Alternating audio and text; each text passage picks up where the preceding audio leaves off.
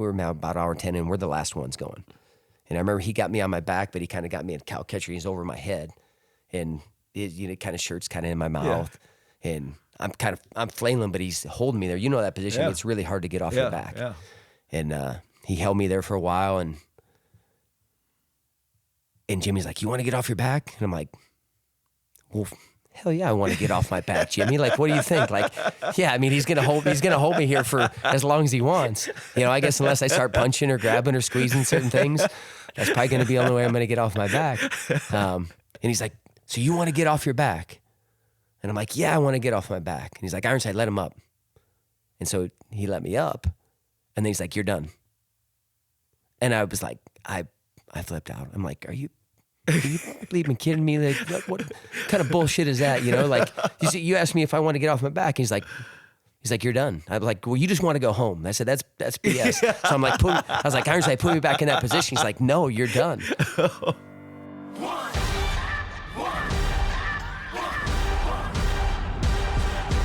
This is the Full Tilt Podcast with Hatch.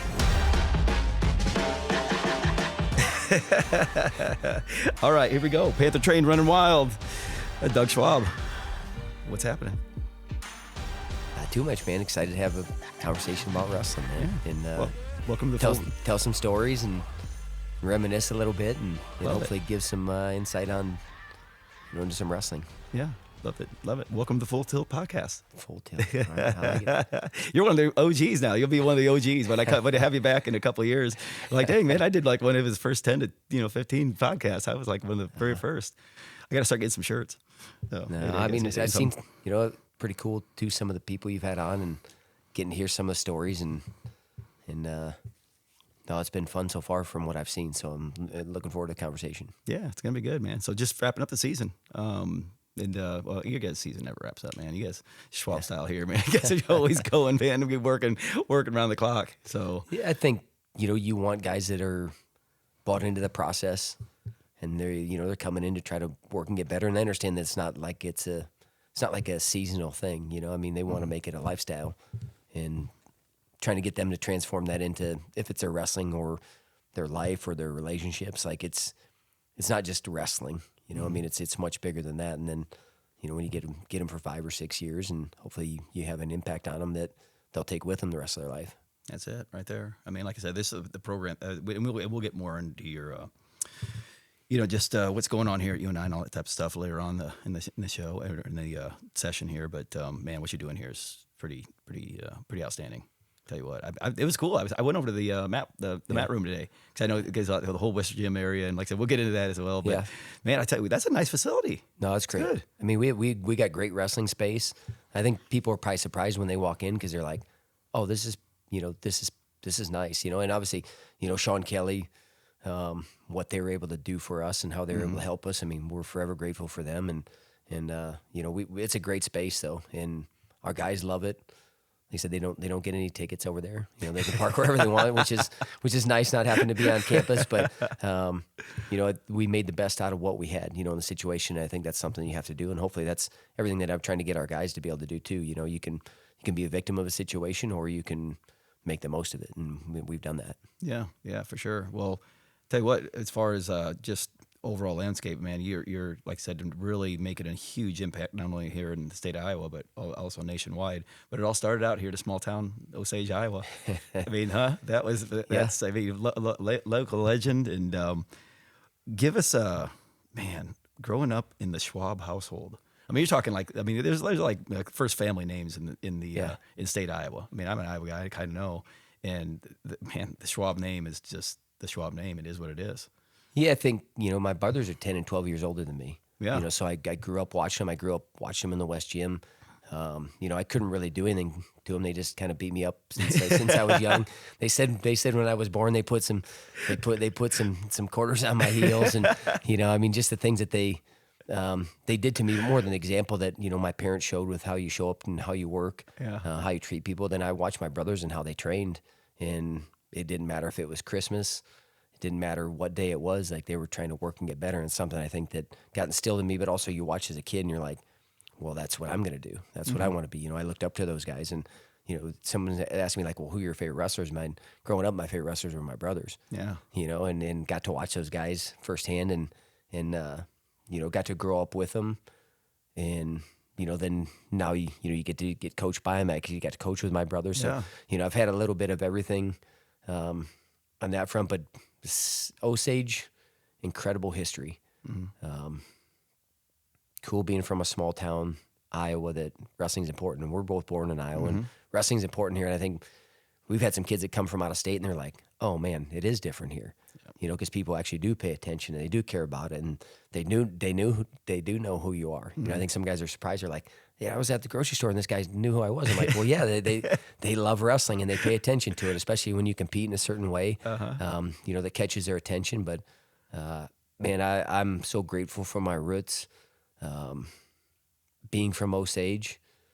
And man, I got a pair of Osage sweatpants that I wear all the time. At the national tournament. I mean, I wear them because I'm always gonna give some tip of the cap and some homage to my roots, and I wouldn't be who I am without being from Osage and having the people that were around me. Yeah. So Osage, that had to be one, because I tell people this all the time, being in Iowa. I said, you don't understand like what the Iowa State tournament is like until you actually go there and experience it, especially when it was back in the old barn. And I said, there's small towns, and I grew up, I went to school in a little bigger city in Cedar Rapids Prairie. So it's not like the whole city could shut down because of the state wrestling tournament. But I said there's small towns in Iowa that literally shut down for the 3 days that are at the Iowa State tournament. I said, you will have and I think I've mentioned it before, an Osage or an Emmetsburg or that just like that. That literally they'll cancel school. Thursday and Friday, there's no school because there's so many. They would pack up, like a little town of Osage, Iowa, would pack up 3-4 spectator buses to go all the way to the state wrestling tournament, just because, and then they just wouldn't go to school because there's just too many people that's missing. Yeah, there's Sea of Green. You'd see it. I mean, there's a huge section. They said if you ever want to rob a bank in Osage, you do it during the state tournament. So no, He said the barn was something special, though. Everyone kind of talks about, the Well Center now, I think it's Casey's. Yeah. But there was nothing like that energy, being able to be on the floor, and then you could follow. Remember you could kind of follow. You could be right next to, and then you get up next to the rope, and then they would push him back, and then you had families side by side. I mean, there was just the dynamic that, almost crashing through people to get out to the floor. I mean, there was nothing quite like it. It was pretty hectic, but it was like, man, growing up in that and watching it, especially when you're a kid, it was something that, like, man, I can't wait to get to wrestle on that. But, Osage supports its wrestling and loves its wrestling. And, heck, man, in the last few years, they've won a whole mess of state titles, too, and just continue to add to the history. Coach Jennings done an incredible job. Yeah. He's been there. Actually, he came the year I graduated. He's been there ever since. Oh, really? And that's a long time. I don't want to tell you how long I've been out of high school now. Oh no, listen. You're talking to. I know, but when I'm a lot older. You start aging. I mean, this is 30 years out, and he's been there since, and he's done a great job. And then Bruce Gosson, you go back to, Bill Andrew, who was my brother's coach. That really, I mean, man, what an incredible coach here from Waterloo West. Yeah. And still has, still talks with my brother. I still talk with him, still have a relationship with him. So, it's obviously Osage wrestling is a special, and man, that Sea of Green, man, I can tell you when you wrestled for them, you appreciate it. Yeah. What's the craziest? Because I recently just did a podcast, or I just launched a podcast recently with Mark Ironside and I. So we had the Jeff Prairie match. That was like the big rival. I mean, we just sitting there just chopping it up, talking wild stories about back in the day. What was the Osage rival, and what was the craziest type of environment there? Well, New Hampton was always a battle, because back when for state duels too, you they set it up different now because they seed. They used to not seed. It was just like who was kind of close enough to each other. So we were always battling with each other to see who was going to go to state duels. Yeah. Riceville one year, which is a small town, like we were both 1 and 2. That was a standing room only. But probably one time, I think my brother Mark came back and was coaching at Osage for a year, and I think some people said some stuff, up in the crowd, and it was in actually New Hampton meet, and then you're like one of those things where I don't know. In the kid that I wrestled, I think his dad said some things, and Mark's like, well. All right, well, let's figure this out. And nothing ended up happening, but I that's one thing you're like, because we're walking over and he's saying stuff to me, and I was like, that would not have worked out very well for you, buddy. But, but one of those things where you just that small town, that battle back and forth, and people sometimes they say some things that I don't know if you really mean. Yeah. And people talk a lot and. Yeah, I don't know. Sometimes you're like silly. Like, I can't believe we even got to that. I can tell you the state duels this year because my son's team, Bosco and Jessup, and they were kind of, they're because everyone's side by side and they're kind of getting into it. And I know one of the dads from the other team. And I'm like, what are we doing? Yeah, like no one's gonna fight. Like, just stop talking. Like, just cheer each other on. Like, if you really want to do it, then let's go to the wrestling room and let's figure these things out. But it ended up being a lot of talk. But it was just those New Hampton, Osage back when it was so heated because it was for going for this going to state duels, or we were winning state titles, both teams, and it was just a battle back and forth. So it was a lot of fun. To be part of it because you want to have a rival, right? Worthy rivals raise your level, and that team certainly did. It's crazy because, like I said, here in the state, we have 3 classes, 1A, 2A, 3A, and there's stories like that, all 3 classes. Yeah. It's like you get these small town, 1A rivalries and the 2As because you guys are 2A, I think. And then we were 3A, and it's just wild. And then it was crazy. Like back in the day with the Iowa State tournament at the barn, it would just be like a whole wave of fans. So in the morning, whatever, 3A be up, and then all of a sudden they'd come out. Then all of a sudden the 1A come in, and it's just a whole transition of these waves of fans that would come in 3 different shifts. And then, of course, the finals was, Yeah, I'd like to know the guys remember the guys that are kind of the get-back guys? Yeah. Like, those guys had to get worn out because I know. You had new people coming in all the time, and you were having to get back all the time. And I remember watching my brothers one time. They're right by that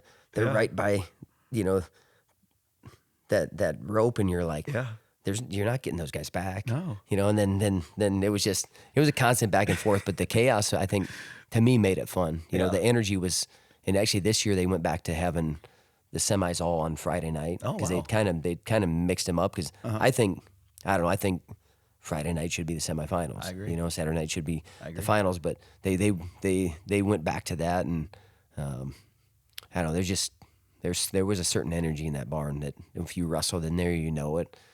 And I think everyone reveres it, and talks about it. And we talk about it like, man, kind of almost crazy that it happened. The new place it's still good, but it's not the same. I haven't felt that same energy. Yeah. Like I still remember my high school days. It was, like it was yesterday. It was so intense, and it was awesome. But it's cool to elect in high school. But obviously, you start really making a name for yourself. When you got the University of Iowa, and you came in at a real interesting time because you came in when Gable was coming out and Jimmy was coming in. What was that like? That whole transition? My redshirt year was Gable's last year, and obviously they won the national title here and set a record. Yeah. So he actually had a hip surgery in the middle of the season, so Jimmy was kind of around taking over, but I don't know, for me, it was like, it was Gable. So whatever kind of Gable said to me was gospel. I'm going to listen to it.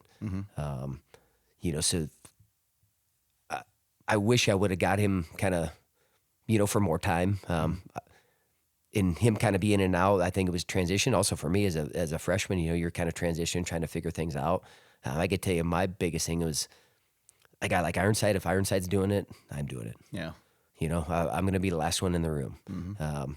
And that just kind of was from day one. It's like, there's whatever I can do, I'm going to listen. I'm going to believe, I'm going to apply. And then, that's kind of Gable's thing, listen, believe, apply. And then, it turns to progress, wins, and then domination ultimately, and that's kind of the cycle. And, obviously he did it for a really long time, and he had a lot of guys that did it. Looking back, again, like I said, he was kind of checkers and chess, because I start remembering some things that he would say And then even when he got back around, the things he would say, and I actually got to coach with him when I came back, That's right. Yeah, that's when we right. came That's back with right. Tom. So I That's got to see a little bit of everything. But yeah, the transition was just, to me, I guess I didn't know any different. But again, he was steps ahead. I just remember the things that he would say. And I remember, again, I tried to do everything that the older guys were doing. So, you get toward the end of the year and you do a sauna sit, or you do a Russian sauna. And I remember, I'm like, well, all the other guys are out here. And I'm like, can I do this? I'm like, Gable, I want to be in here. And I'll never forget that the first one I sat down, and Joe Williams was on one side of me and Terry Brands was on the other side of me.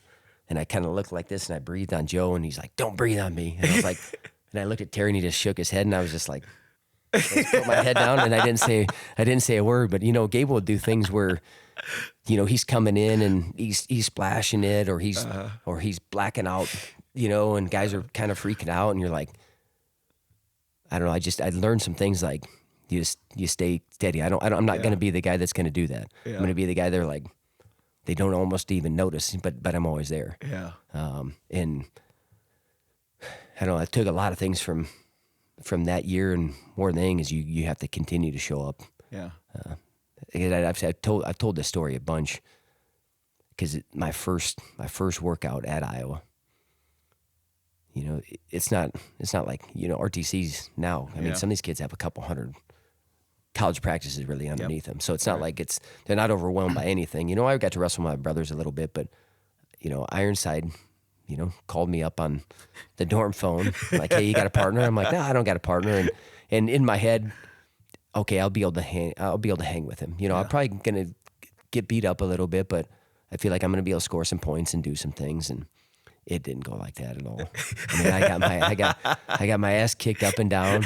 I got pinned I don't know how many times. But it was one of those things where, I can relate. Yeah. And we've all been there, right? And you think about it too, I think, I don't see marking their territory a little bit, but a little bit like, hey, this is a new level, right? And we're going to show you the way. Now, all you have to do is just continue to show up. You got to continue to listen, keep working, and just keep fighting, right? And that's kind of what I took from that day. It's like, okay, I remember making a choice that day. Like, I know I'm going to get my ass kicked plenty, but I'm going to continue to show up. And, you still can kind of get discouraged a little bit, but I still remember he kicked my ass, but then he worked on some things with me. Yeah. And he kind of took me under the wing a little bit. And I think that's what you have to be able to have. Like, okay, you mark your territory, but then don't just keep stomping on the guy. Right. You if you want to have a great team, you have to bring other people along with you. And I'm sure he had other people that brought him along, but I'll never forget that first practice and just how many times I got pinned. How many points I gave up, I'm glad it wasn't 3-point takedowns or 4-point. It'd have been like 8,000 points instead of 3,000, whatever he scored. But again, I think that's part of the process, right? And I think that's part of what to me made Iowa great. Yeah, is you always had great training partners, and even for him, he was winning a national title, but he still had people in front of him that he probably couldn't beat or kicked his ass. Yeah. I mean, he probably wasn't kicking the Brand's ass at that time, but just kind of that rite of passage. But I do remember some things about Gable, and I wish I would have got more time with him as the coach and kind of leading the way. But the transition, I think, ended up being pretty smooth, because when you have Jimmy, had been there for a long time. You still had Tom there. You still had some older guys that, that next year that got to work with Ironside and McGinnis and Joe Williams. So they, you had a heck of a team coming back. Yeah. And then you had some other. I mean, heck, Full Heart won a national title that year. That's right. And guys like me and Juergens were, kind of that next class coming in. Yeah. Did you work out with McGinnis a lot? A few times. Yeah. God, how good a wrestler was he? So good. Crazy. And he could wrestle everywhere. He was great on in the thing with him. He was really good at sitting in a corner, and I hit it outside, and I would get beat there and beat there and beat there and beat there, and then you started to figure some things out. But he's a guy that could wrestle everywhere. Yeah. So I mean, he could scramble if need be. Yeah. He could ride on top. He could go upper body. Yeah. I mean, he was very well versed of a really, really good wrestler, man, all the way around.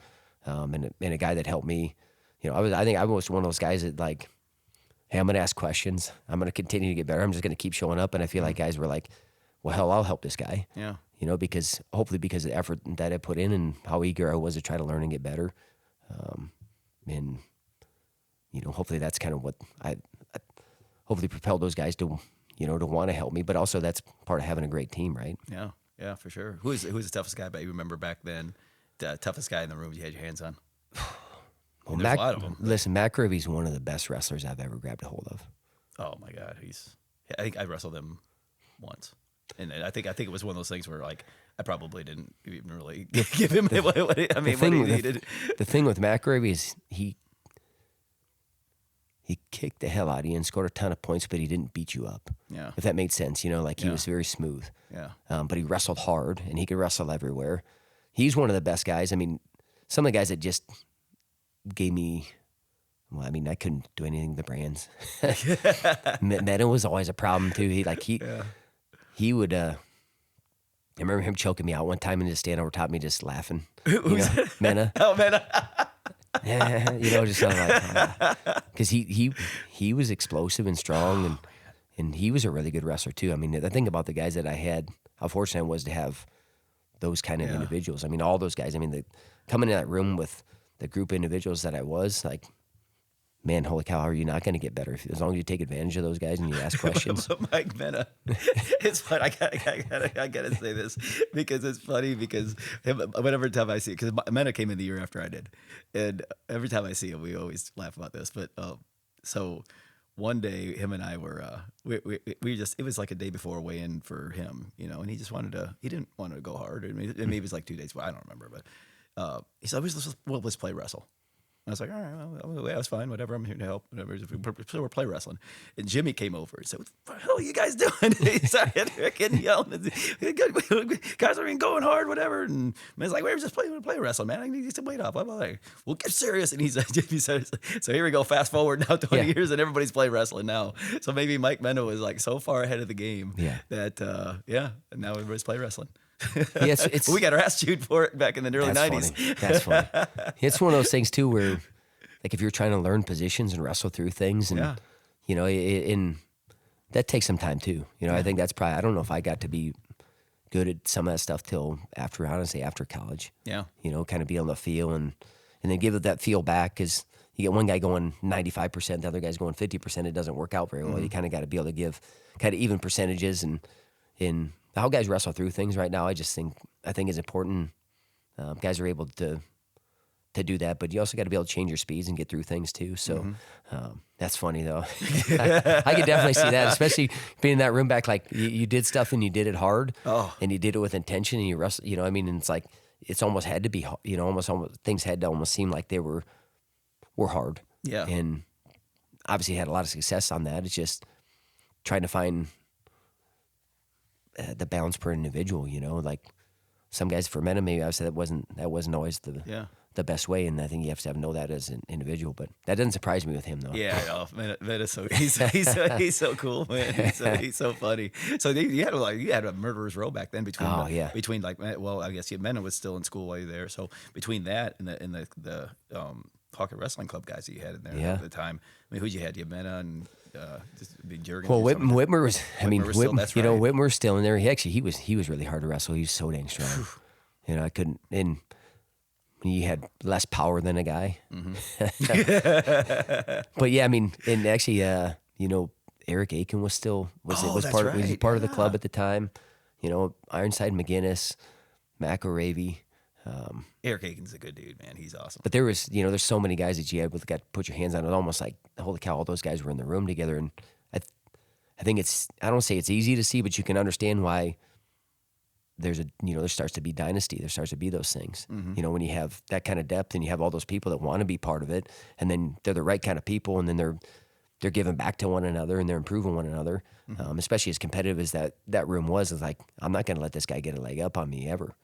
Heck, both the Zaddicks were there still. I mean, it didn't even mention. That's right. Bill Zadick, who we ended up having some battles with both him and Mike. Yeah. And then a guy like Freed was around for a few years. I mean, so there was a Gable attracted a lot of people.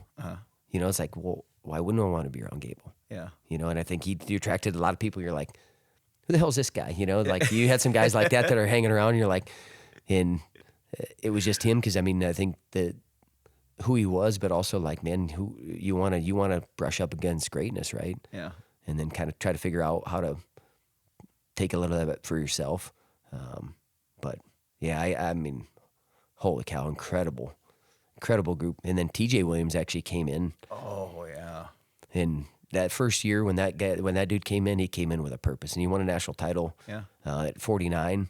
But I remember holding him and like, it's like, oh man, this dude's explosive, and then he's strong and he's quick. Mm-hmm. And I remember sprint laps that first year, like, dude, you weren't catching him for Really? 3 or 4 of them. Wow. I would, it's crazy because I would have loved to see like him just to continue to wrestle because I thought he was so good. Yeah, he was so good. And I mean, I think he had 1 loss in his career, Yeah. like 98-1 or something like that. Yeah. I mean, so, you know, he came in a little bit after, and then Strip Matter did too. Yep. You know, so having guys like, and again, that Strip Matter helped me a ton from scramble, but also leg. You know, 'cause really? I struggled a little bit on bottom, and I'm like, hey man, get on top of me. Yeah, because he was an animal on top. And then, you know, so you go to names, but sometimes there's unsung heroes that help you. You know, maybe the guy that's not the guy. So a guy like Josh Budke, if you remember him, he's actually from Cedar Falls. Yeah. He helped me a ton. I would grab him after practice all the time and be like, hey, get a leg in. Try to get on, you know, make me, I got to get away from you, because he was really good on top. Really? You know, so I think sometimes guys, like, man, unless you tell guys that they're important to you and that, you know, you appreciate them, hopefully teammates understand that, like, you're not getting there by yourself. Yeah. You know? Yeah. I mean, you're That's not, true. like, you want to have a great team and you want to win as a team, like, you can score maybe 30 points on your own. Mm-hmm. So you're not winning a team title that way. But I think, I don't know, I'm kind of getting off, but like, having those kind of people around you that give you different feels. And I'll just tell you, in the practice room, go take risk, go learn, go put yourself in uncomfortable situations or positions, because you're going to get out there in competition. Some guys got, you know, I want to win the practice. Like, okay, I get maybe wanting to win the practice, but not at the detriment of your growth, right? I like that. You know, and sometimes that happens. And I'm not saying, I mean, if you're going to wade into new positions and learn, you might as well do it in the practice room. If you really want to work how to open up, like, if you think you're never going to open up the practice room, it's going to happen in competition, doesn't happen. Like, I mean, your practice room habits, right? I mean, that's really what shines when you go out and compete. And that's what I'm really trying to get our guys to understand, that, you know, your habits are going to, I mean, they're going to carry over. It's not like you can, you know, I mean, your floor, like, we're trying to make the floor here, and not, we have all this, like, I'm gonna train one way and then I'm gonna practice one way. Just, and I think you've probably had some guys, you know, the so-called gamers, but I don't think it was from a lack of effort. I just think it was sometimes they're willing to take risk in the practice room and give up points because, okay, I'm gonna learn, and I think they think of it that way instead of, I'm gonna keep practice, and want to win practice. Don't get me wrong. I mean, especially when you come in as a freshman and you're just getting your ass kicked. And I mean, so actually getting a score is, you know, that's something. But I remember we had to learn how to hold position first. You know, guys, people want to learn, how do you learn how to hand fight? Well, I learned how to hand fight because if I didn't learn how to hand fight, I was going to get run out of the room. Yeah. It wasn't going to happen. Like, you're just going to get run into the ground. Yep. Because all those guys can hand fight. So you had to learn how to hand fight back, or learn how to be able to hold position, not just in build position. Otherwise you didn't, you were just going to get run over. So I had a lot of great partners and teammates and people that helped me along the way. And, you know, you mentioned a few of them that really, I wouldn't have got to the level I would have without them. And some of those guys are some of your, you know, you talk about the Zaddicks, like, man, they helped me raise my level as a competitor, because in the room, heck, me and Mike were battling for a spot. You know, the year I won, like, we were going back and forth. We were battling back and forth, but it kind of kept something kind of in the back of my head the whole time. Like, I'm just going to keep running.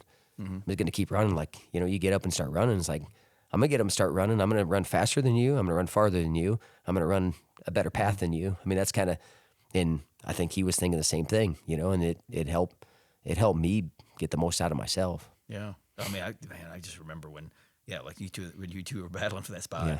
When I was like, because two very easily national champions, you know, competing for the same spot, same school. It's crazy.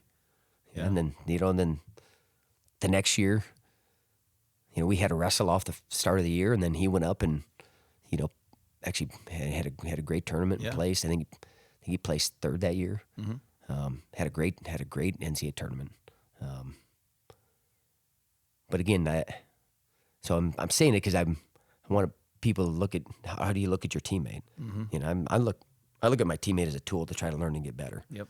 Sometimes I think guys are almost looking at teammate as, well, he's got to try to take something from me, or and a little bit. That's a little bit Iowa, right? I mean, they're you know what? I mean, run this guy out of the room. Like, okay, well, he's either going to get better, but also like I don't think you need to be threatened so much as try to use them as a tool to get better, especially if I'm trying to win a national title, I'm trying to win an Olympic title, I'm trying to win those things. Like, I got to have resources and I got to have partners with me that are helping push me. Also, like, I don't want to say necessarily be threatened by them. I think use them and try to learn, because sometimes I watch guys and they won't wrestle certain guys. It's like, well, I'm not going to wrestle that guy. He's going to get a feel. Like, I'm more in the mindset like, you can feel it all you want, because it's so good it doesn't matter. Yep. I mean, if my best position, I'll put myself in my best position. Good luck. Yeah. And if you can beat me there, then I'll just tip my cap to you. Yeah. And I don't think you can, and I think that's got to be the mindset, especially if you're trying to win at the highest level, right? I don't know. I'm digressing a little bit, but the competition in the room at Iowa, when I walked in there, the level of guys that I had, I mean, I was probably about 67th on the depth chart, but I didn't stay there. Yeah. And I had a lot of people that helped bring me along. So I just.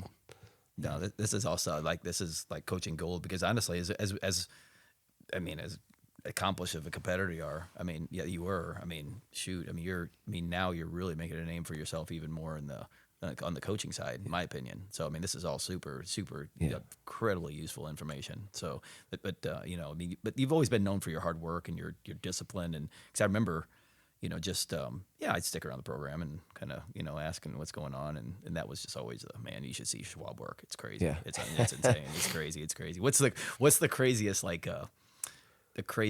Jimmy practice you remember back in the day? Oh, Jimmy. Speaking of practice. Oh, Jimmy. Well, I remember a few times he started doing like an I quit practice. So like someone would have to be like, I'm done in practice. So one guy would just have to be like, no more. Really? Yeah. And we had a few of those. And I remember one of the first ones, it was me and Ironside. Oh, man. And, I'm surprised you get two giants still wrestling right now.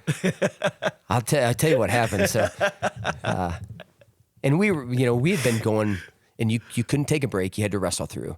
And obviously there were some lags in the wrestling, but I mean, we're an hour in. And actually Ironside, and we're now about hour 10 and we're the last ones going. And I remember he got me on my back, but he kind of got me in cow catcher. He's over my head, and kind of shirt's kind of in my mouth, and I'm flailing, but he's holding me there. That position. It's really hard to get off your back. Yeah. And he held me there for a while, and Jimmy's like, "You want to get off your back?" And I'm like, "Well, hell yeah, I want to get off my back, Jimmy. Like, what do you think?" Like, yeah, I mean, he's gonna hold me here for as long as he wants. I guess unless I start punching or grabbing or squeezing certain things, that's probably gonna be the only way I'm gonna get off my back. And he's like, "So you want to get off your back?" And I'm like, "Yeah, I want to get off my back." And he's like, "Ironside, let him up." And so he let me up, and then he's like, "You're done." And I was like, I flipped out. I'm like, Are you bleeding kidding me? Like, what kind of bullshit is that? Like, you asked me if I want to get off my back. He's like, "You're done." I'm like, "Well, you just want to go home." I said, that's BS. So I'm like, I was like, "Ironside, put me back in that position." He's like, "No, you're done." And yeah, I'll never forget that one, because I'm still a little pissed off about it. I was still young. I mean, but it was like one of those things where I should have probably known, especially Jimmy. Especially Jimmy. Jimmy always is joking and laughing. Sounds like so much like Jimmy. I mean, he ended up being where you start to pick up his sense of humor though, and I mean, always kind of joking, laughing. at you, or someone else, not himself.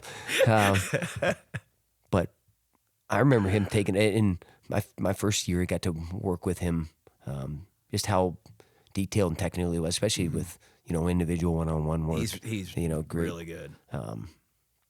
But I'll never forget that one because I was like, you're in a position like, dude, I don't know how I was getting off my back other than, like I said, I was going to have to do some things that were probably illegal, very illegal, but in the wrestling room. But I wonder if Ironside ever remembers that, but I remember that one, and I'm like, man, put me back in there. And Jim was like, no, we're done. I'm like, that's such bullshit. You just want to go home. I said, you just want to go home.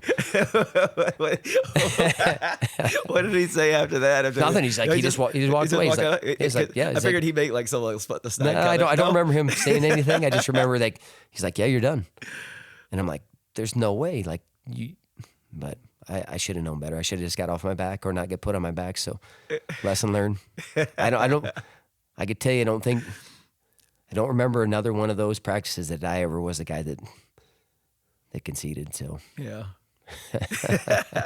there wasn't many conceded. I mean, because back in the day, so and it was probably very similar then. It was, man, that was just the thing. You just don't concede position, and I mean, of course, I conceded a lot more than most. Obviously, my record speaks for it, but yeah, I mean, it was a brutal time, especially like I said with the hammers that you had, and but I mean, obviously, winning an NCAA title. I probably, played a lot into it, getting ready for that type of stuff, and 3-time All-American, and, it is what it is. Yeah, I think one of those things is there was a belief and trust in the system and the people that you're around. There's so much evidence in front of you, too. Yeah. It's like, well, this guy's a national champ, this guy's a national champ. It's like, and I've always said, like, to me, it wasn't like if or when, it was just going to be how many. Yeah. And, I think there's some programs that have done that. Yeah, I think there's a program doing it right now. Yeah. I think those guys are like, again, when you buy into the system and you believe in it, that's a huge part of it, right? Mm-hmm. Like, and I trust in what's going on. Mm-hmm. I believe in what's going on. Mm-hmm. And like, I think we could have wrestled hard every day. It wouldn't have mattered. Yeah. Whatever it was is like, it's exactly what I need. Yeah. And I think when you totally trust that wholeheartedly, that's a very tough thing to beat. And then obviously there's skill on top of it. And again, you got iron sharpen iron like we had. Yep. To me, that's why you're consistently winning and setting a lot of records, right? Mm-hmm. But then you had to step it up to a whole other level, though, and for transitioning from the collegiate level to the international level. And this is when, I mean, you shined at the college level, but now there's a whole different type of shine when you're talking about world and Olympic medals now. So how was that transition from the collegiate level? I mean, obviously folk style is centered to really making a mark on the international. Slow. Because I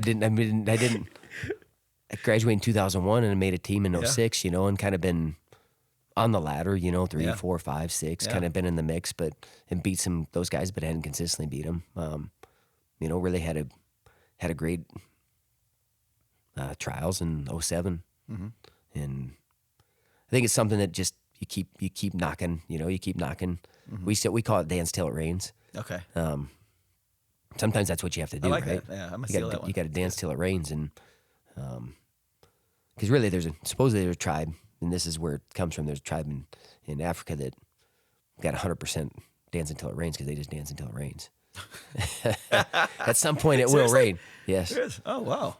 And you got. I'm sure it's something that's passed on. I don't know if it's a real story or not. I remember my brother would find some incredible things, and you're like, oh man, that I stole that from him, and we say that with our team. And I think that's where one of those things where I was getting into the 5th, 6th year.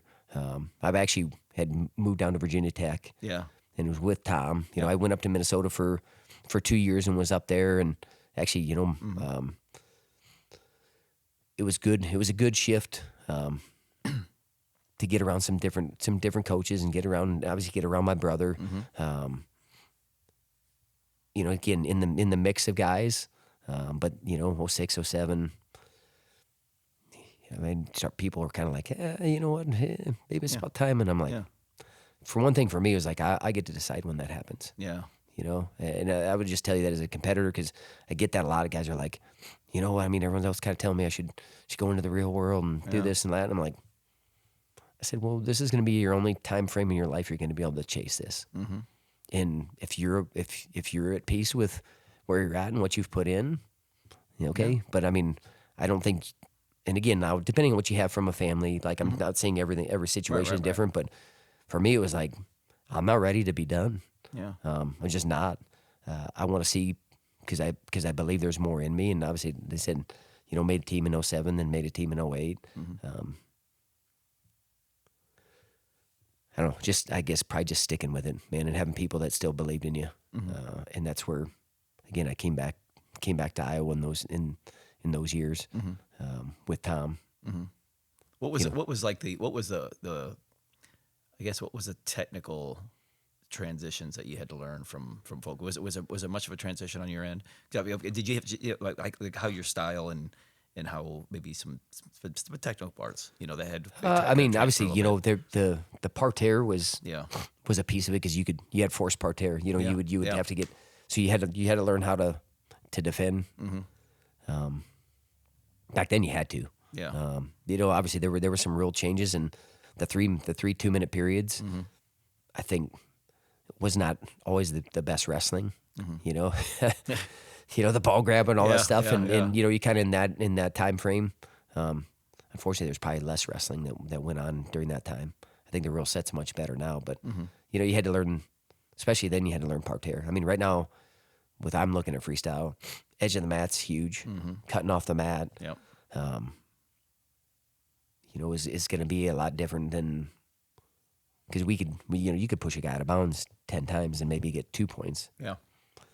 Because they would finally caution guys. Yep. Heck, I mean, I can remember some matches and you're like, I just took this guy out of bounds the 8th time. Yeah. And no points. They finally get a point. So it's a little bit different than, but I would say that the biggest transition was parterre and being able to defend parterre. And then now, who was a big influence in there learning the parterre positions? Actually, you know, some time out at the OTC helped a lot. Mm-hmm. I remember one time, Casey Cunningham, he was out at the OTC, and he was really good on top. And I remember one day after practice, he just got on me, turned me, and he turned me, and he turned me again. He got leg and he turned me, and he turned me. And then after he turned me about 87 times, I finally defended one. And then I defended a second one. You know, but I think kind of the learning by that kind of trial and error, and learning by the feel. Mm-hmm. And learning by, hey, okay, I got frustrated, and then I had to get my focus back. Mm-hmm. Okay, how did I get beat here? And then you start learning how to be able to maybe turn your hip or keep weight back so he can't go backside. I mean, there's little things that you learn from wrestling high-level guys. Mm-hmm. And guys would just get on top of you, and you learn how to. And I would go to Greco practices too. Because if I could stop a guy without using my legs. Oh, sure. Yeah. You know, I like, again, there was a, sorry. Oh, you're good. I think there were the guys were attacking a lot more on top, maybe than they do now. Yeah. You know, some of the guys that are really good on top, they're going to attack and they're going to turn. Mm-hmm. Back then, because if you got forced parterre, like I didn't have to take you down. Mm-hmm.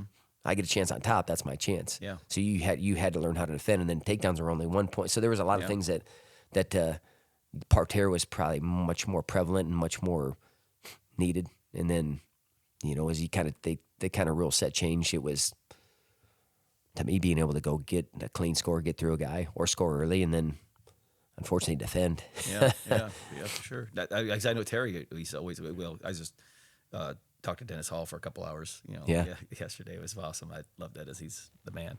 And he was telling me. Terry would always tell me that he learned all of his gut wrench, all about everything he learned about a gut wrench and defending gut wrench. You learned from Dennis. Yeah. And he said, you want to learn that stuff, you go and you wrestle the Greco guys, because that's all they do is gut. Did you feel like a definite difference between, like, that's why you go to Greco practice? Because on top they would just, I mean, the way they squeeze. And then how they attacked it. Yeah. You know, and again, they knew where to get on your body. Mm-hmm. They knew how to. So you definitely learn that helped me. Mm-hmm. It helped me so much. Again, learn how to, if he's going depending on how much he's going one way, I have to be able to kind of defend that way. But trial and error. I mean, it was like get a good guy on top of you and figure out how to stop him. Yeah. And I think that's how we learned a lot, right? Yeah. It's like, and I've really tried to learn how to coach some parterre defense, because it's not something you probably people talk about a whole lot. So there's some things that I've really tried to implement in some of the things that I teach that I think I learned from that hopefully can speed up the process a little bit. Yeah, makes sense. Yeah. So 07 hits, and you said that's like I said, you started in 01, your whole international venture, let's call it. So what really made it click? Like was it going back to Iowa and training? Or is it a combination of things that happened in 07 when you made your first team? I think combination of things. I mean, just I think sticking through it, but also like again, I had a tournament that I probably beat 3 or 4 guys that had beat me before. Mm-hmm. You know, heck, because you had a gauntlet back then. I mean, your weight class was, I mean, absolutely just like loaded. I mean, because Bill won in 06. Yeah, Bill won in 06, and then he was injured, I think, in 07 a little bit. Mm-hmm. But 07, I think I got 7th at the Open. Mm. Got 7th at the Open. I think I wrestled Tion Ware, then I wrestled. Which. Lubu, like that guy remembers everything. He's freaking. But going back to, I mean, I think I had to wrestle 3 or 4 guys that had beat me the match before, and I beat them all. Beat him, Lawrence, the guy from Okie State. Kelly, Jamil. No? I'm trying to think of he's at NC State now. I don't know. I'm blanking on his name. Oh, Esposito. Then I beat Freyer, who's always dangerous. Then I beat Bono in the 2 out of 3. Yeah. So I mean that was a run, just a day where, again, I think we're, hard work, consistency, and then you have a hell of a day. Yeah. Learned a lot. Obviously in the World Championships, going through some of those things. Again, I'll tell you that. We didn't have RTC. I mean, so basically you were practicing with your college. Right. I mean, it wasn't, and for the most part, we weren't doing a whole lot of freestyle, if ever. I mean, maybe some morning work, and really once you got done with the season, it's like, oh, we got the Open coming up in a month. We're going to start working our freestyle skills. Yeah. Which then you're kind of looking back and like, well, I can see why maybe it didn't have, not saying haven't, but like, can understand if you're full-time freestyle, it certainly helps. Right. Certainly helps your skills, but also you believe you can win no matter what. But I remember not having a great Open, and then kind of running that, and then you get some momentum going. Yeah. And you're like, man, I'm rolling. I actually lost the first match to Bono. You guys, you and him used to have some. Yeah, you guys have some wars, because I remember because in 08, I was at Cleveland, Tennessee, and he was he was coach at Chattanooga, and he called me and said, hey, I need somebody to run my practices, that we got, because it was, we had a little Sunkist Chattanooga club there, and he said, because I'm going in and I'm coaching it. I'm coaching the practices and I'm wrestling it. I just need somebody. I need somebody to come in and coach, and help. And I was like, I'd love to help. It was him, and it was Javier Maldonado. It was Israel Silva, and Nate Gallick. They were all. That was like our little, and Lloyd Rogers. I remember. Lloyd Rogers. Man. So I got reunited with Lloyd because I was Lloyd's high school coach. So, but it was. I was like, yeah, sure, I'd love to do it. It was a good experience for me to coach on the senior level like that. And but knowing the fact that 2 Hawkeyes were in the weight class of you and Zadick, I never had to coach against you, but I had to coach against Bill twice. Once at the Open in 08, and then once at the Olympic trials.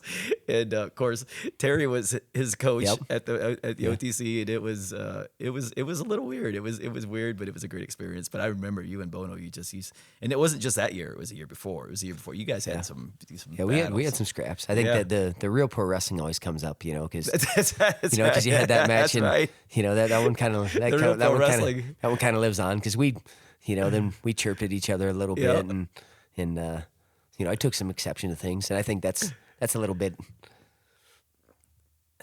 You take some exception to things, and then you use it. I'm trying to figure out how to use it and then not have it use you now, right? Because sometimes you take it a little too far and those things. But as a competitor, I think you got to find ways that you can create an edge, and he made it really easy for me to try to find an edge on him. But you know what, man, he made me get better because. Man, snatch single all day long. I mean, he was hard to get to his legs. You were going to have to double things up.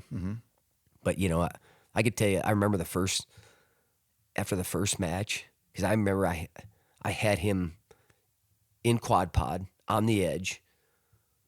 I drove his hands out, and they didn't give me a point. And I remember telling the ref after, I said, if you already decided this, I said, tell me now. Because I was so pissed off because I was like, that's points. It's always points. Yeah. And he's like, I gave you the points. I'm like, I see how it is. So you got to understand in those situations too, like you're going to have to take it from. Yeah. And that's a little bit, I think we probably look for that stuff. We look for that stuff at Iowa, like almost they're against us type deal. Yeah. But also I do believe that they have a guy that they want in there. Yeah. Or that he's more proven, right? Yeah. And you have to, okay, then I really have to make sure that it is so clear and transparent that I'm better than you or that I win this position. And I think it's always a good lesson. I think about Parker the other night, wrestling against Dick. I'm like, you're gonna have to make it so clear that it's your points. Yeah. That there's nothing that they can do. And again, I'm just going back into, I guess, a coaching mindset, but also an athlete mindset. Like you have to plan on those things happening and not going your way. And if they do, then don't bitch and complain about it. Figure out how to get it done. Yeah, find a way to get it done. So, but 07 was, being a great year for me. Again, great tournament. Yeah. And obviously, you get I got 5th in the Worlds, and then then I win the Open, and then you're sitting at 2 out of 3, which was a huge benefit, and that I wrestled Bill Zadick for for the Olympic spot. Yeah, yeah, because I remember that because obviously because again I was in bonus corner, and I remember the first time because I still love Chris. I mean he's been great to me and still a good buddy this day. I love seeing him, and I remember the first time that I coached against Bill at the Open, and Terry was in the corner on the other side, and. I mean, I was at Terry's wedding. He's at my wedding, and we're really good buddies. But you know how they are, man. I know. Yep. It is what it is there. And he was coaching Bill, and it was Zeke and I in the corner, and we were just said, "Come on, Chris, just keep at him," and Zeke was like, "Come on, stay on him, Bono. He's getting a little tired. He's getting tired. Stay on him." And sure enough, Bill ended up winning, in the Open, and then. Right after the match, Terry jumps up on the stage and runs over to our corner. He starts pointing at both of us. My guys don't get it tired. They don't get tired. And I was like, oh wow, so this is what it's like. And Zeke's like, oh, don't worry about it. This is the way he is. So sure enough, he starts to call him on the back, and he's still walking by. My guys don't get tired. Remember that? I was like, and Zeke's like, come on, Terry. So they have their guys' backs. Yeah. I mean, there's no doubt about it. But like, it was so funny. Yeah, when you get to the other side, you're like, oh, there it is. That is how it's like. But you know what? I mean, that's I think. To me, there's some lessons that I've learned from that, but also there's the relationships. To me, relationships still have to trump competition. Yeah, and not that we don't want to kick each other's ass when we compete against one another, but man, when you've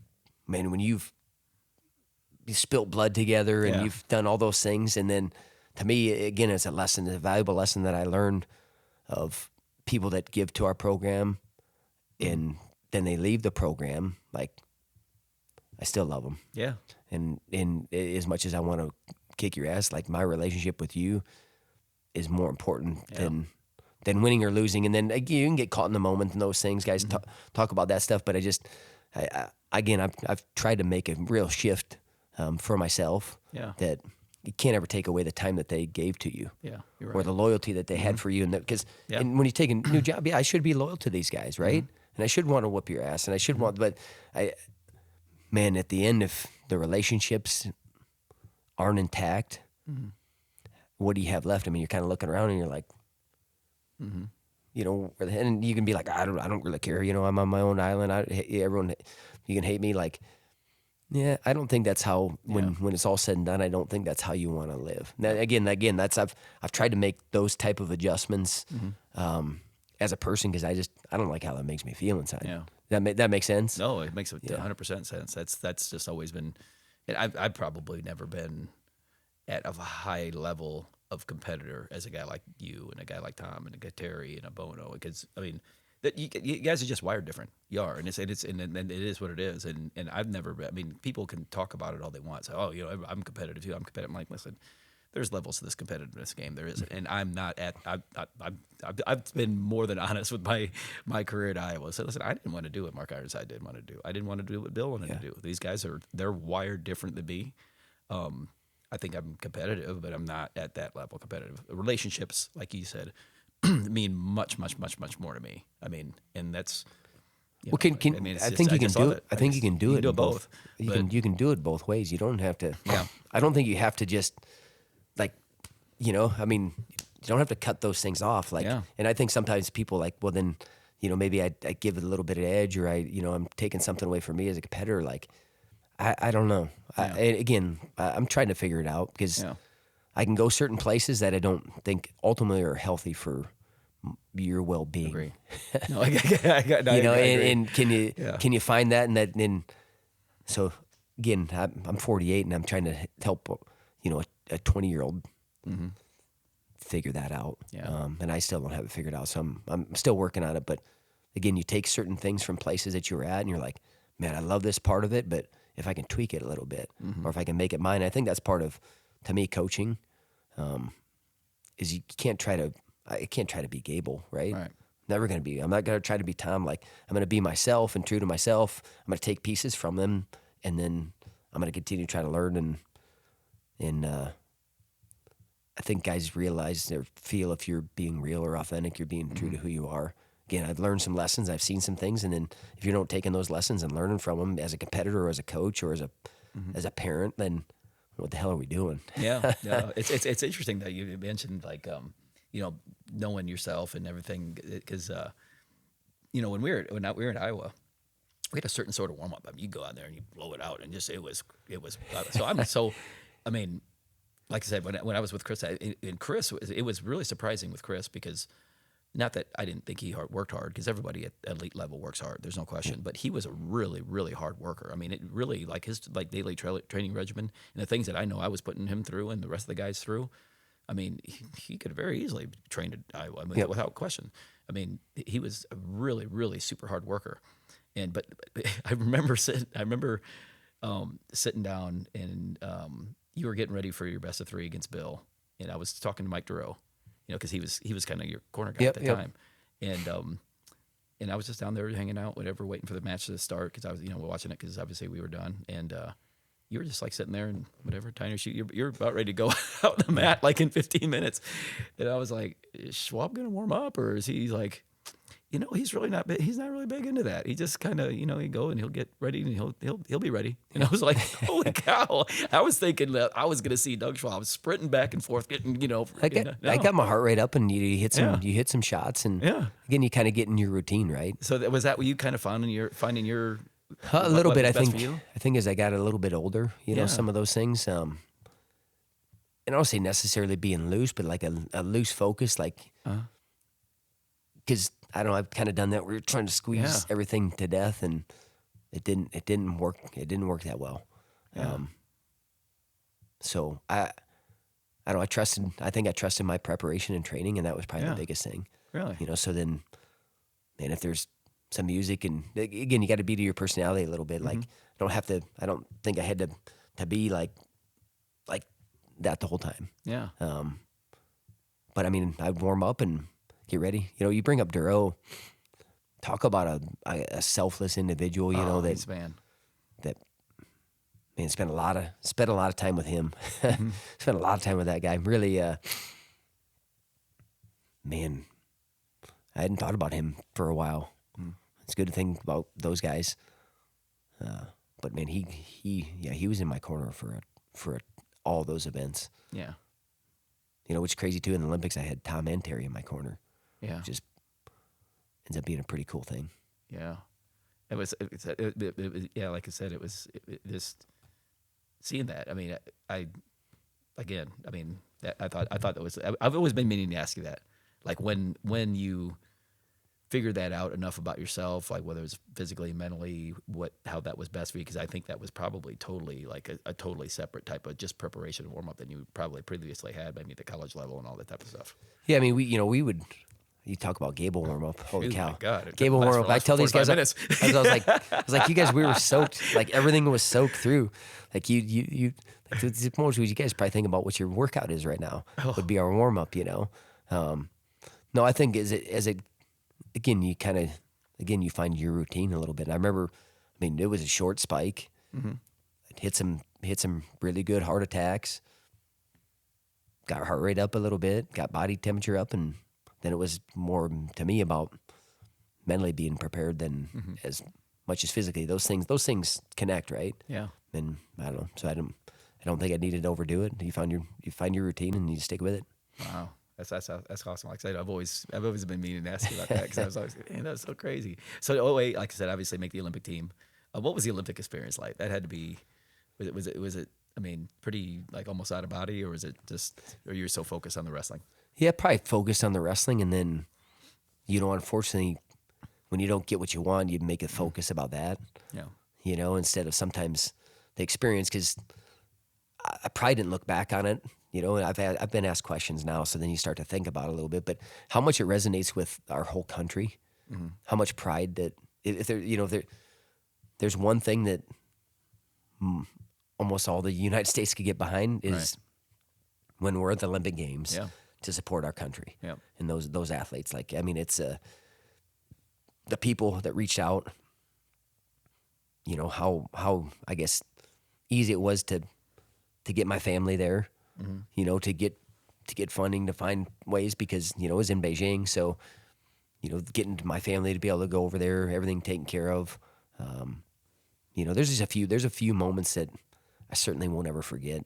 You know, the walking out before the opening ceremonies. Yeah. So all the whole team gets together, and you sit back, and we were in a gym in the back, and you know, almost every other athlete was there. And I'll never forget that, so Kobe and LeBron and all those guys were there. But so the 04 team, and Daniel Cormier was on the 04 team and the 08 team. Okay. So in 04, I don't think he'd had a great experience. Like he'd met one of the players, and the guy just blew him off. And so it kind of crushed him a little bit.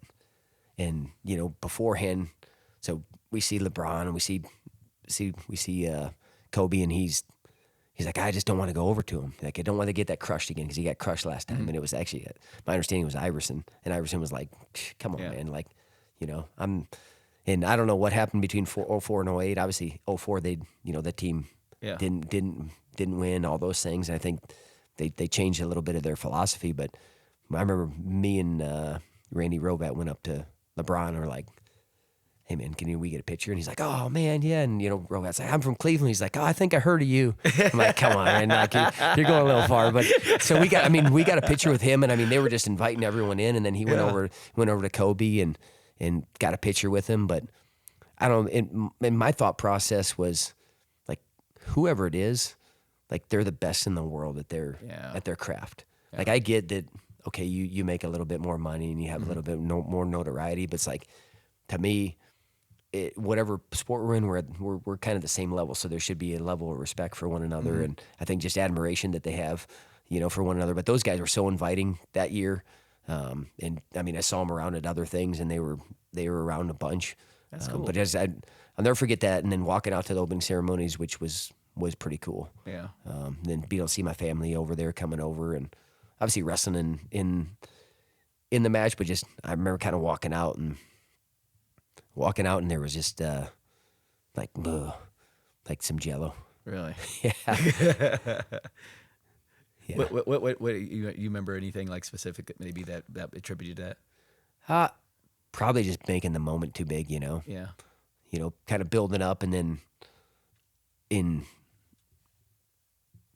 my opponent didn't help a whole lot either. Yeah. Zadick He's pretty good. He wasn't a great matchup for me. Yeah. So maybe those things, but I think just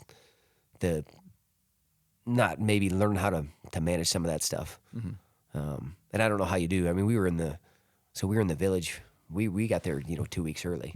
And we were in the village the whole time. I think my understanding is now what they've done is they'll come in for the opening ceremonies, and then they'll kind of get away a little bit. Mm-hmm. I think that makes a whole lot of sense, because you almost feel like I don't say you're on edge, but like there's a heightened build up a little bit, as you're kind of around that, to a few other events. Got to see, which was pretty cool. Got to see Phelps win a gold medal. Oh yeah. And then 30 minutes later, he wins another gold medal. And you're like, holy cow. But part of it is you're like, man, I wish, you wish in wrestling maybe you got more than just one opportunity. Yeah. Maybe best high crotch or something. Yeah, there you go. Best parterre or something. You could win in some other things. But we can't even get any weight classes. at least we have some, I mean, geez. But I would say just how much it resonates with the whole country. It was incredible. Yeah. And how many people reached out and bought a shirt or donated, or, man, it was just, I've never seen anything like being able to get behind something like that. And, people got behind me, and I don't know, as I reflected a little bit more, the experience, but I was probably a little bit of a baby about it and sulked a little bit about it after too much. And, those things that, again, you learn lessons, because almost like, again, you almost feel like you had to, right? Because it's a death of a dream, right? Mm-hmm. But it's not a death, right? So and again, like those are things as you kind of get away. And I don't want to say get away from Iowa, but you get away and you start to see things in a little bit different view. I think it helps round you out a little bit, right? And it's not a life or death deal, but man, it is again. I think I didn't move on like I needed to. And held on to it, and then, then all of a sudden you lose a couple months because of that. I mean, I think we've seen guys like that, and it's like, okay, because I can move on. Does that mean it meant less to me? Mm-hmm. Right. Or is it more that I actually say that I have faith and I trust? Then this has worked out exactly how it should, right? Mm-hmm. Now it didn't work out how I wanted it to, but now actually I think you're getting tested to see if you do have faith. Yeah. And then you really do believe, and what can I learn from it? And it took me a while to probably even look back. That's a great way to look at it. It took me a while to look back and be like, okay, what can I learn from this, instead of, well, I didn't get what I wanted, and I got to make a big production of it because I didn't medal or I didn't, those type of things. And I don't know. I probably should look back on it a little bit more, and thinking about us, we got some guys getting ready for 2028. There's some things that I've learned from it that I think, and I know I can help guys moving forward. And that's probably for me as a coach. That's what you're grateful to go through those experiences that you can share with them, and then you can help kind of navigate that so it's a little bit smoother. Yeah. That's I love that insight on it. That's a great insight. So, I mean, getting into your coaching now. Yeah. So, like I said, we've been dropping coaching knowledge the whole conversation, which is that's awesome. Honestly, one of the main reasons I wanted to interview you for one. But so now you started getting really heavy coaching career, taking on the Panther Train. Yeah. What was the story behind that? And then just take us through literally day one and where we're at right now. Well, I think the biggest thing is, there's 70, 72, 73. There's only Division I programs that you can even get a chance to coach. Mm-hmm. And then I'm getting to coach in the state of Iowa. Mm-hmm. Wrestling's important in the state of Iowa. I have connections. Mm-hmm. Both my brothers went to school here.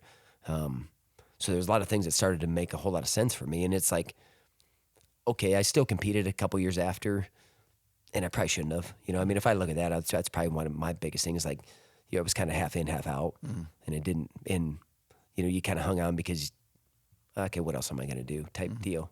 I look back at that, I'm like, holy shit, man, what were you thinking? A little bit. That wasn't fair to anybody. Certainly wasn't fair to yourself, and it wasn't fair to the people you're around. There was an RTC, so if you were going to survive, for the most part, you had to coach. Yeah. And then you were kind of doing both. But the opportunity came, and I don't know, it made a whole lot of sense to me. I was ready to go full time into coaching because, listen, you can't be a head coach and compete. I just don't see how that works. I know there's been a couple guys that have tried. Bono was in that situation, and like you're cheating one or the other. Yeah. And so I was ready to kind of make that shift, and that was probably maybe the only way I was going to stop competing. Is like, okay, well, I'm going to be head coach now. Mm-hmm. But again, it made sense to me to be in the state of Iowa. There's great support here. There's great history here, and then the opportunity came, and got to coach with my brother. Yeah. For a handful of years, which. What was that like? That was obviously your first hire. I'm assuming. You probably said, okay, listen. Is that the first person you went to and said, listen, this is yeah. My first hire? Well, it was one of those things too, where it's like, hey, let's build this up together. And it made a whole lot of sense. There was actually a point where I'm like, oh, I think I'm getting this job. I don't know if I'm getting this job. Because actually Pat Poblizio had interviewed for this job. Yeah. Actually, it was me, Bono, and him were the three people that interviewed for this job. And Troy, I think Troy liked, and Pat. I'm sure Pat was much more polished than me. He was much more planned than me. Kind of looking back on it, I was like, holy cow, man! I just came into who I was. I remember we got to talk with the team, and I had a suit and tie on, and I'm like, I remember the first thing I did was take it off. I'm like, this is not me, guys. Like this is not who I am. Like I'm gonna be hands on with you guys. Yeah. I'm gonna get dirty with you. And I think that was an important thing. But go back to a guy like Jim Miller and having connections and having people. People help you get opportunities, right? Yeah. And then Millboy was certainly one of them. And Troy hired me, and now I've been here. 16 years? I learned a lot. I learned a lot of lessons. And actually, Troy, Troy's over at Nebraska now. He's AD there. 16 seasons. That's crazy. Yeah, I don't know where the time goes. Yeah.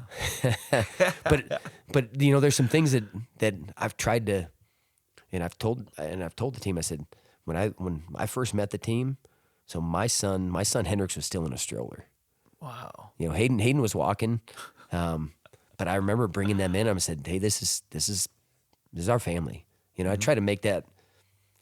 Again, you try not to make something words on a wall that actually, because everyone's like, "Oh, culture this." Like culture's felt. Yep. Like, and you can actually feel if it's family or not family. And family doesn't certainly have to be blood. But I remember bringing my boys in and bringing my wife and like, "Hey, we're family now. Like we actually care about one another. We love one another. We're going to push one another. We're going to get the best out of each other. We're going to have each other's backs. We're not always going to like each other." But we're going to stick together, right? And so I remember that first day when I did and got the job, and I remember having my press conference and be like, "Hey, at 3:30, I'll be over at the practice room. Let's get to work." And there was a handful of guys over there, and that to me that mentality that hasn't changed. I've certainly evolved, but I remember coming in really hot and hard because it was like I don't think you can come in soft and then try to get hard. Like came in, and if I look back on that year, I'm like, holy cow, I can understand why sometimes we didn't compete very well. Yeah. But it's interesting though, because all your best teachers and coaches, and the best ones I've ever been around have said the same exact thing. I remember I was a teacher, high school middle school teacher for 10 years, and wrestling coach. And when I my senior year in college, I did my obviously my student teaching, and this still today stands as arguably the best lesson I've ever learned from a dear friend of mine. I just talked to him today. He texted me about Jay Robinson, but Phil Katz. His name is Phil Katz. He was a legendary baseball coach at Linmar, and so I was his cooperating teacher, at the middle school level. And he took me underneath his wing for coaching, for teaching, obviously, and coaching advice, but also took me to Las Vegas a bunch of times too. We gambled at the crap table a lot.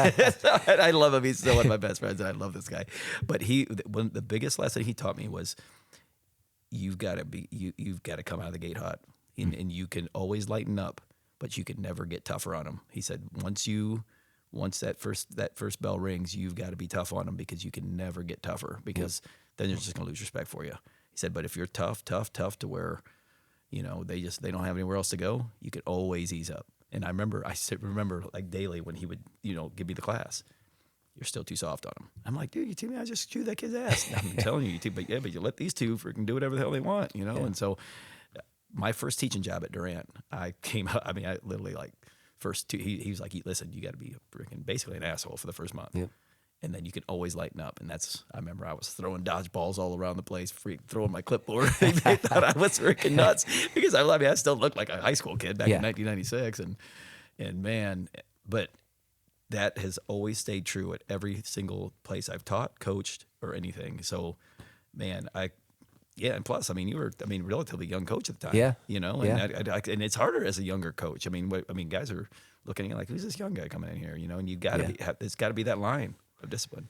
Yeah, and it's probably a good reminder for me too, because you have a new group coming in every year, right? But I just remember being really hard on them. And just how hard, how hard we trained and how much we wrestled. And was there a particular workout you're like, oh, okay, maybe we should have lightened up a little bit there? I think just when you go and like the guys kind of got joked as I was saying, hey, we're gonna blow it out again today. And they're like, it's like we blew it out the last 4 days, so we have no more to blow out here. Michael Chandler just told me that when I was training the other half a couple months ago. I was like, all right, here we go. One more drill. Let's blow the lungs out. He goes, I thought we blew them out like freaking like three drills ago. And I was like, well, maybe blow it out. Yep.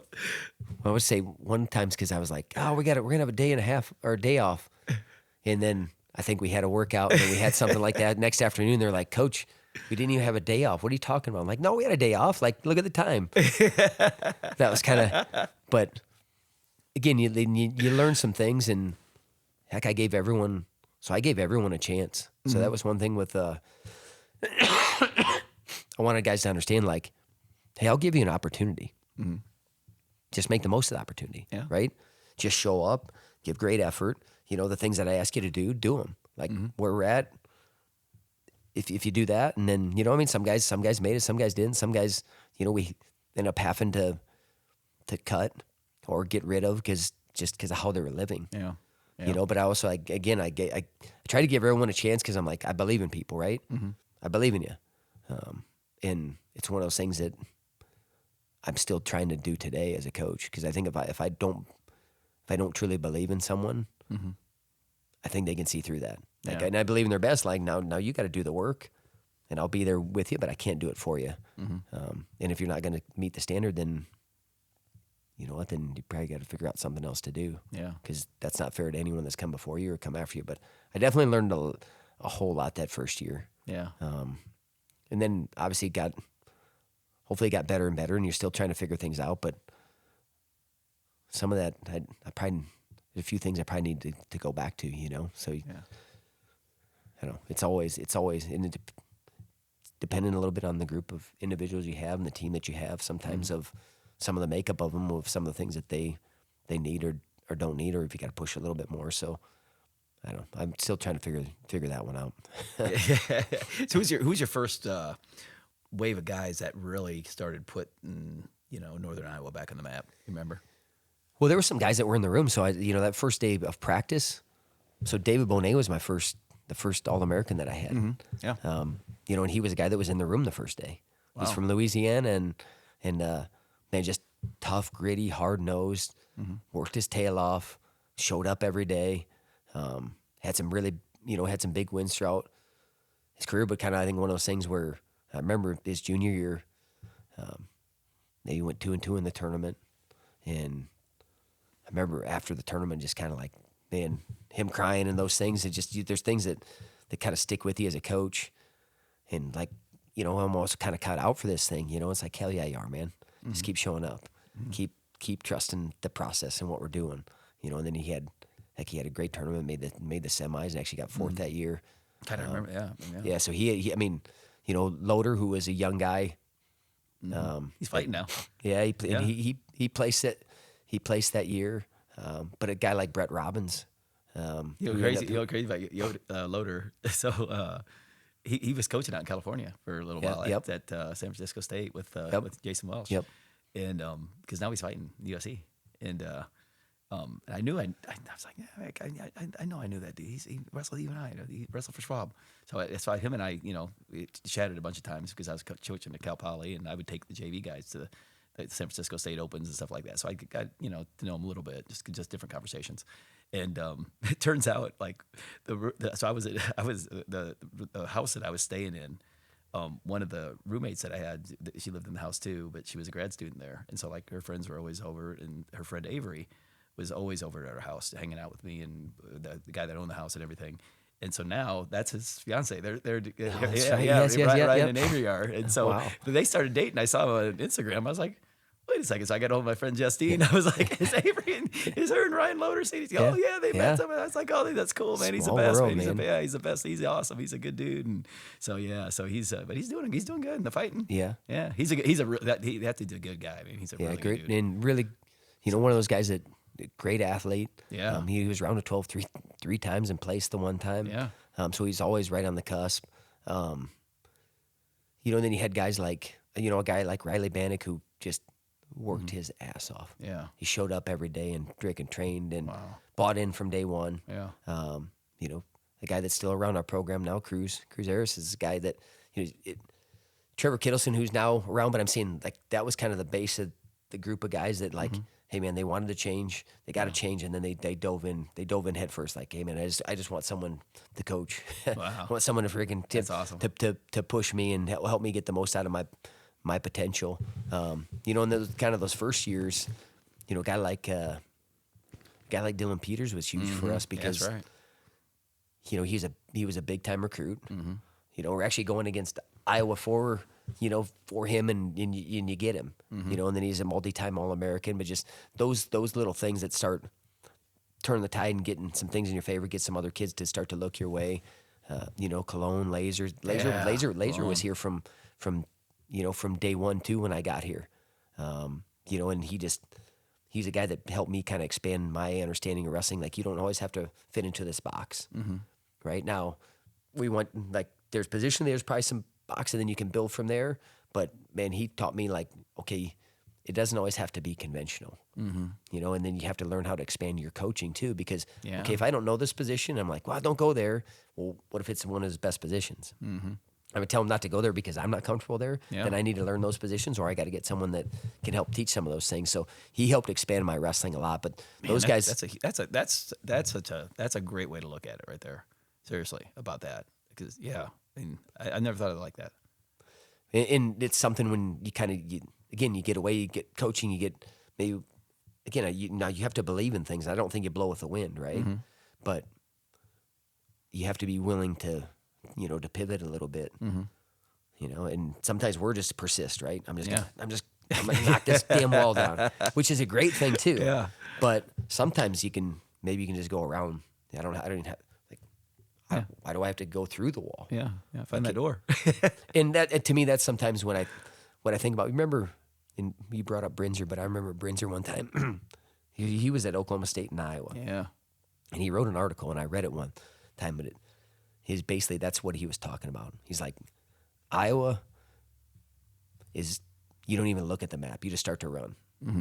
That's like, just run a direction, just go. Yeah. And Oklahoma State guy's going to sit there and he's going to study the map and be like, which again, can we find both? That's what I'm trying to do as a coach. Yeah. I don't know if that makes sense or not, but there was a lot of guys, again, and I'll go back to that first practice. Bannock was there.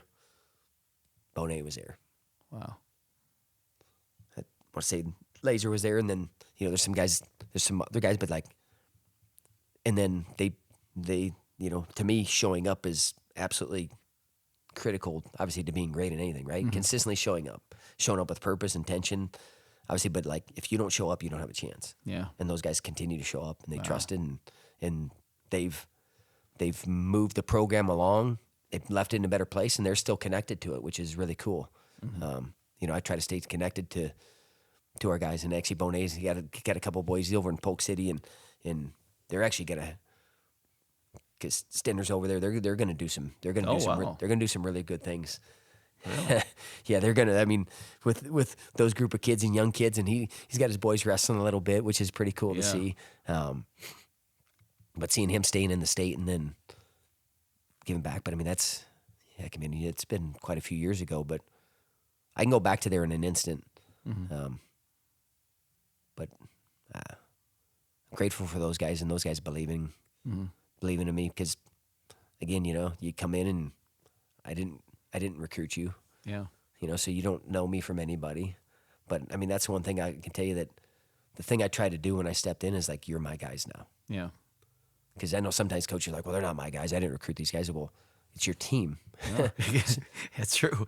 And they know, You're like, right.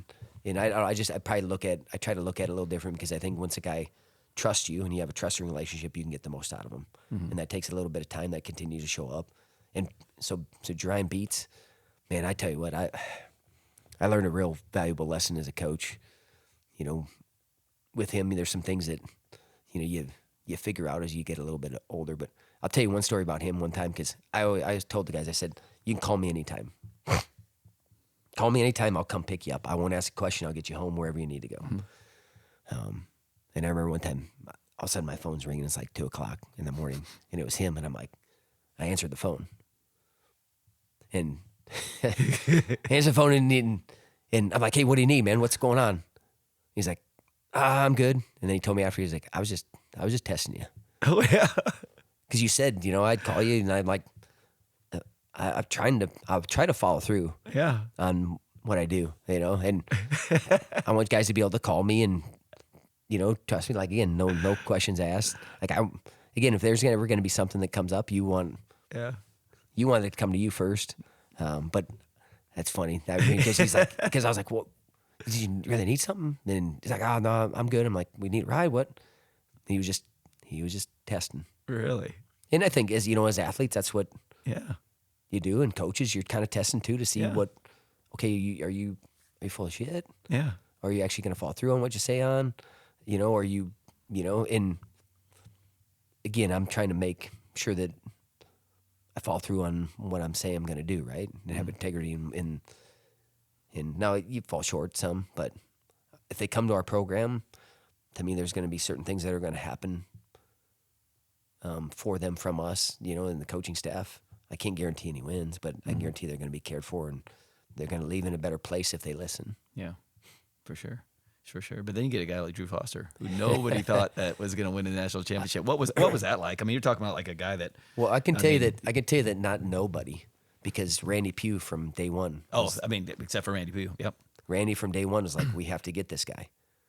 Like, we have to get this guy. He's going to be really good. I mean, it was in, again, you're in the spring recruiting, and it's funny. I'm sure he's told the story that they're like, you're not a D1 guy. You're not a D1 guy. You're not a D1 guy. And it's like, and you would get that sometimes, and I'm like, to me, if a D3 coach told me that, I would be like,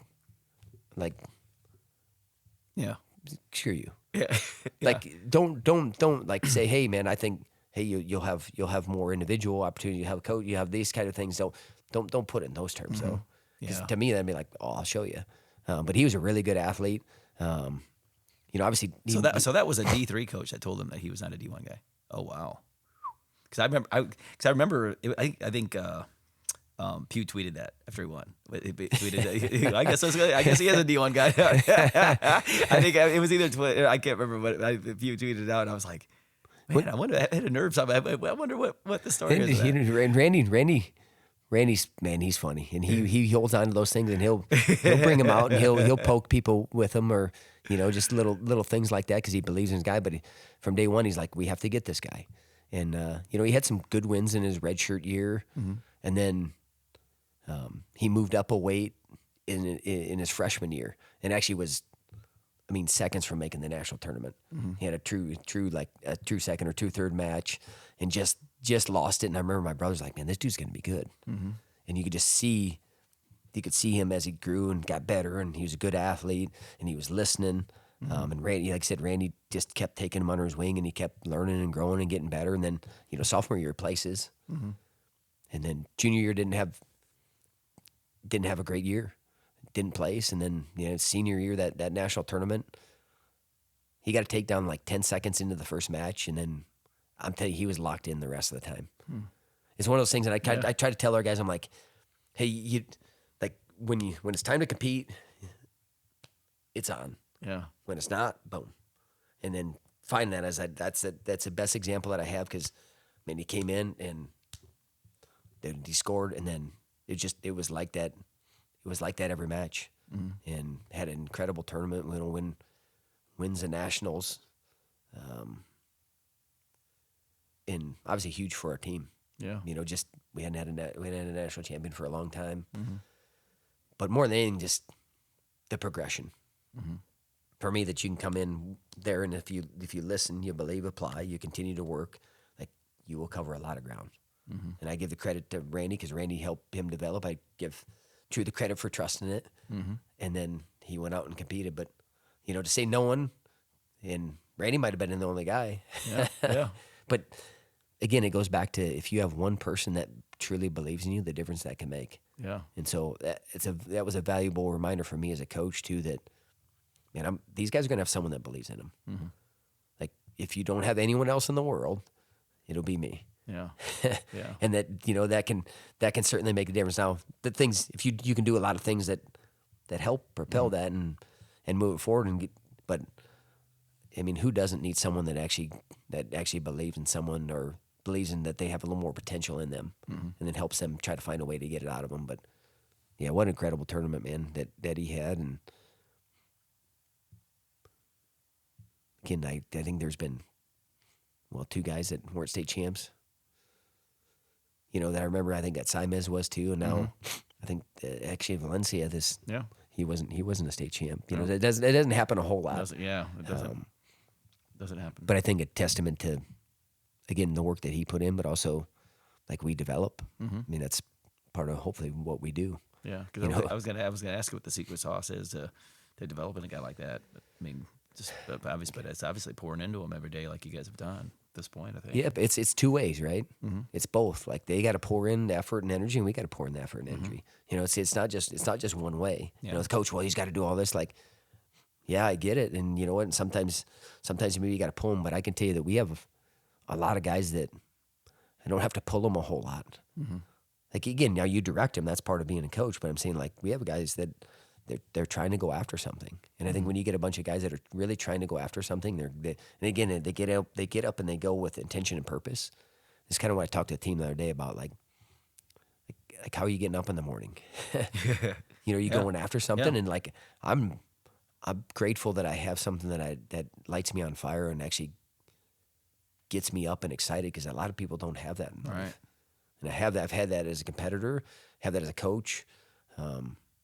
And I couldn't be more grateful for that. And I want to spread that, and also hopefully bring energy into the room every day, and it rubs off on guys. And then they want to do that for the people that are around them, or the guys go out and coaching, and then they want to do that. Which, again, kind of getting off topic, but Randy, he had someone that believed in him from day one, and he stuck by him the whole time. And obviously it couldn't have paid off much more. And then you see, now I get to see too, how he's grown as a person. Yeah, because he's now on staff. Yeah, he's on staff. The coach he is, and then you start to see him as a dad, which is for me, it's cool, because you start, all these guys are starting to have kids, and then you're starting to see them grow, and hopefully they're some of the lessons that they learn through the sport. They're taken with them, and they're being able to use, outside of the sport too. Yeah. So, you mentioned, Randy, and you guys have been together for a while. He's been day one? Yeah, he was day one. Day one? Day one? Yep. Well, day one was your brother and Randy? Yeah, my brother and Randy, and actually Tally Thompson. Tally Thompson was on staff too. Yep. That's right. Tally's, man, he's a good dude. Wow. Dang. Because that's the one thing you don't. There's always a coaching carousel, especially when you've been at a place so long, because especially, you know, when, I mean, you just, everybody kind of seems to be like they want the newest shiny thing. And, and of course there's really good guys coming out of college that, you know, you need to scoop this guy up, scoop that. But you just, listen, these are my staff. I'm loyal to them. They're loyal to me. And you guys just kept rolling with it. Yeah. Well, they have to align with your values. Yeah. So if there's things that we talk about being as a team, and so we talk about being selfless, which to me, you leave things in a better place, right? Yeah. So that means your teammate in a better place. You leave if you go somewhere, and you're actually looking beyond yourself. Gritty, which you stick to your long-term visions and goals. Like if you want to do anything worthwhile, you're going to have to do that. Being coachable, which means you can take direction. I can take hard coaching. I can understand that I don't take it personal because he actually has my best interest in mind. And then when you have a relationship, you're like, oh, coach really does care about me. He's trying to get the most out of me, and they don't take it personal that way. It's hard when someone takes something personal. And so again, there has to be a relationship there. You jump on someone and there's no relationship, they're like, yeah. So you know, and then doing this. I'm trying to get them to do this in life. Because once you do this, you lost all your control. And you do, right? I mean, I point the finger somewhere else, like, yeah. Good luck with that. Yeah. He doesn't care. You might not even know that you even did anything to me. But sometimes I think we take everything so personal, like that someone's attacking me. It's like, again, I'm not saying that at certain times, like I will fight for our team in a second. I will fight for the people I love in a second. I believe in what we've done, and people try to run us down. Like, yeah, I'm gonna fight for it. But I also know there's noise and there's BS too. It's like, I know what I'm about. Like, I mean, again, because you can get on these message boards, you can read this stuff, and you read and you're like, they don't even know me. All they're trying to do is get it right. Like, I'm not going to give them a time of day or attention. They're not within my circle. Right. But if I can get those guys to really do those things, but also then your coaches have to align with that. But loyalty is a two-way street. It's not a one-way thing. Yeah. I think some people are like, it's, and everyone's like, oh, this NIL, all this stuff, and all these guys, like, listen, I think if I want kids to think, like, no matter what, I can't find what I have here anywhere else. Yeah. What's the value in that? Yeah. That's What's the value in actually having someone that really cares about you and trusts in you and believes in you and gets you to do that for yourself? Because if I can do that, if they can leave from 5 years from now, or 7 or 10, however long they stay here, and they can actually trust themselves as an individual, trust their instincts, know what they stand for, I feel like I've done my job pretty well. Yeah. And again, they have to align. So I go back to coaching. I think I found people that align, people that have bought in, and it's not always the most credentialed individual. I mean, I don't know. I think credentials are kind of window dressing. Like, it looks good on the outside, but if there's no substance on the inside, I mean, you've been around some guys, and you're like, well, this guy's got he's got every accolade in the world, but he couldn't coach anybody or relate to anybody, and just, hey, just do as I say, all those type of things. Like, there's some of that now, but I think, again, I go back to relationships, and you just got to build those over time, and that comes in the recruiting process. That comes in hopefully some of the things that they see, and then I try to follow through on those things and actually be who I am. Yeah. But, Randy's been here from day one, man, steady as you can be. Yeah. I mean, consistent, keeps things really light. And that's probably, his biggest thing is like, I sometimes now I realize, like, I'll think of something. I'm like, oh man, Randy would have said that, Because you kind of rub off on each other, but, he's such a good dude, man. He's a good dude. But having guys that they believe in the program, they want to be here, and they want to leave it in a better place. And we have a coaching staff like that, and with Drew and now Ian Parker, his first year here, been an awesome addition to us. And Apple's our director of ops, and you still got Parker here training. So I mean, we have some obviously incredible people that believe in the program, and then they give back to the guys that are around them, because the things that we talk about being, they actually embody those. Yeah, you speak of Parker. I mean, talk about bringing some serious eyeballs to the program. I mean, that guy right here, there. I mean, especially even recently, beating Zahid. He's had the RF match with Dake the other night. I mean, that guy, what he's done in the program, I mean, he's phenomenal. Yeah, as far as work ethic and consistency, again, now I've been around guys that have won everything. Mm-hmm. You know, I mean, in his work ethic, consistency of his work ethic, and the level that he trains to, and the detail that he trains to, as good as anybody I've been around. Wow, as high as anybody I've ever been around. That's saying a lot. It is. Yeah, yeah. And he continues to do it. He hasn't backed off it now because sometimes guys get in the free. Well, I don't have to do some of the things that I've done before, and he's like, no, I'm not leaving a stone unturned. Really? And what an example for the guys that are around. Yeah. It's like because Parker, I mean, he's still doing it. Mm-hmm. You don't think you need to still do those things? Yeah. You know, like he doesn't take it for granted, and he wants to chase it here, and he believes in the people that he's around. Cruz has been doing a great job getting him prepared for these matches and building his freestyle skills. So, no, I don't know. It's continuity and consistency is important too. You know, like I said, you can go for the newest and coolest thing, you know, but there's also some tried and true methods, you know, that I think you got to trust. But again, I'm trying to evolve too, because obviously we're not anywhere near where we need to be as a staff or me individually. I mean, we're not tapping the most out of our guys.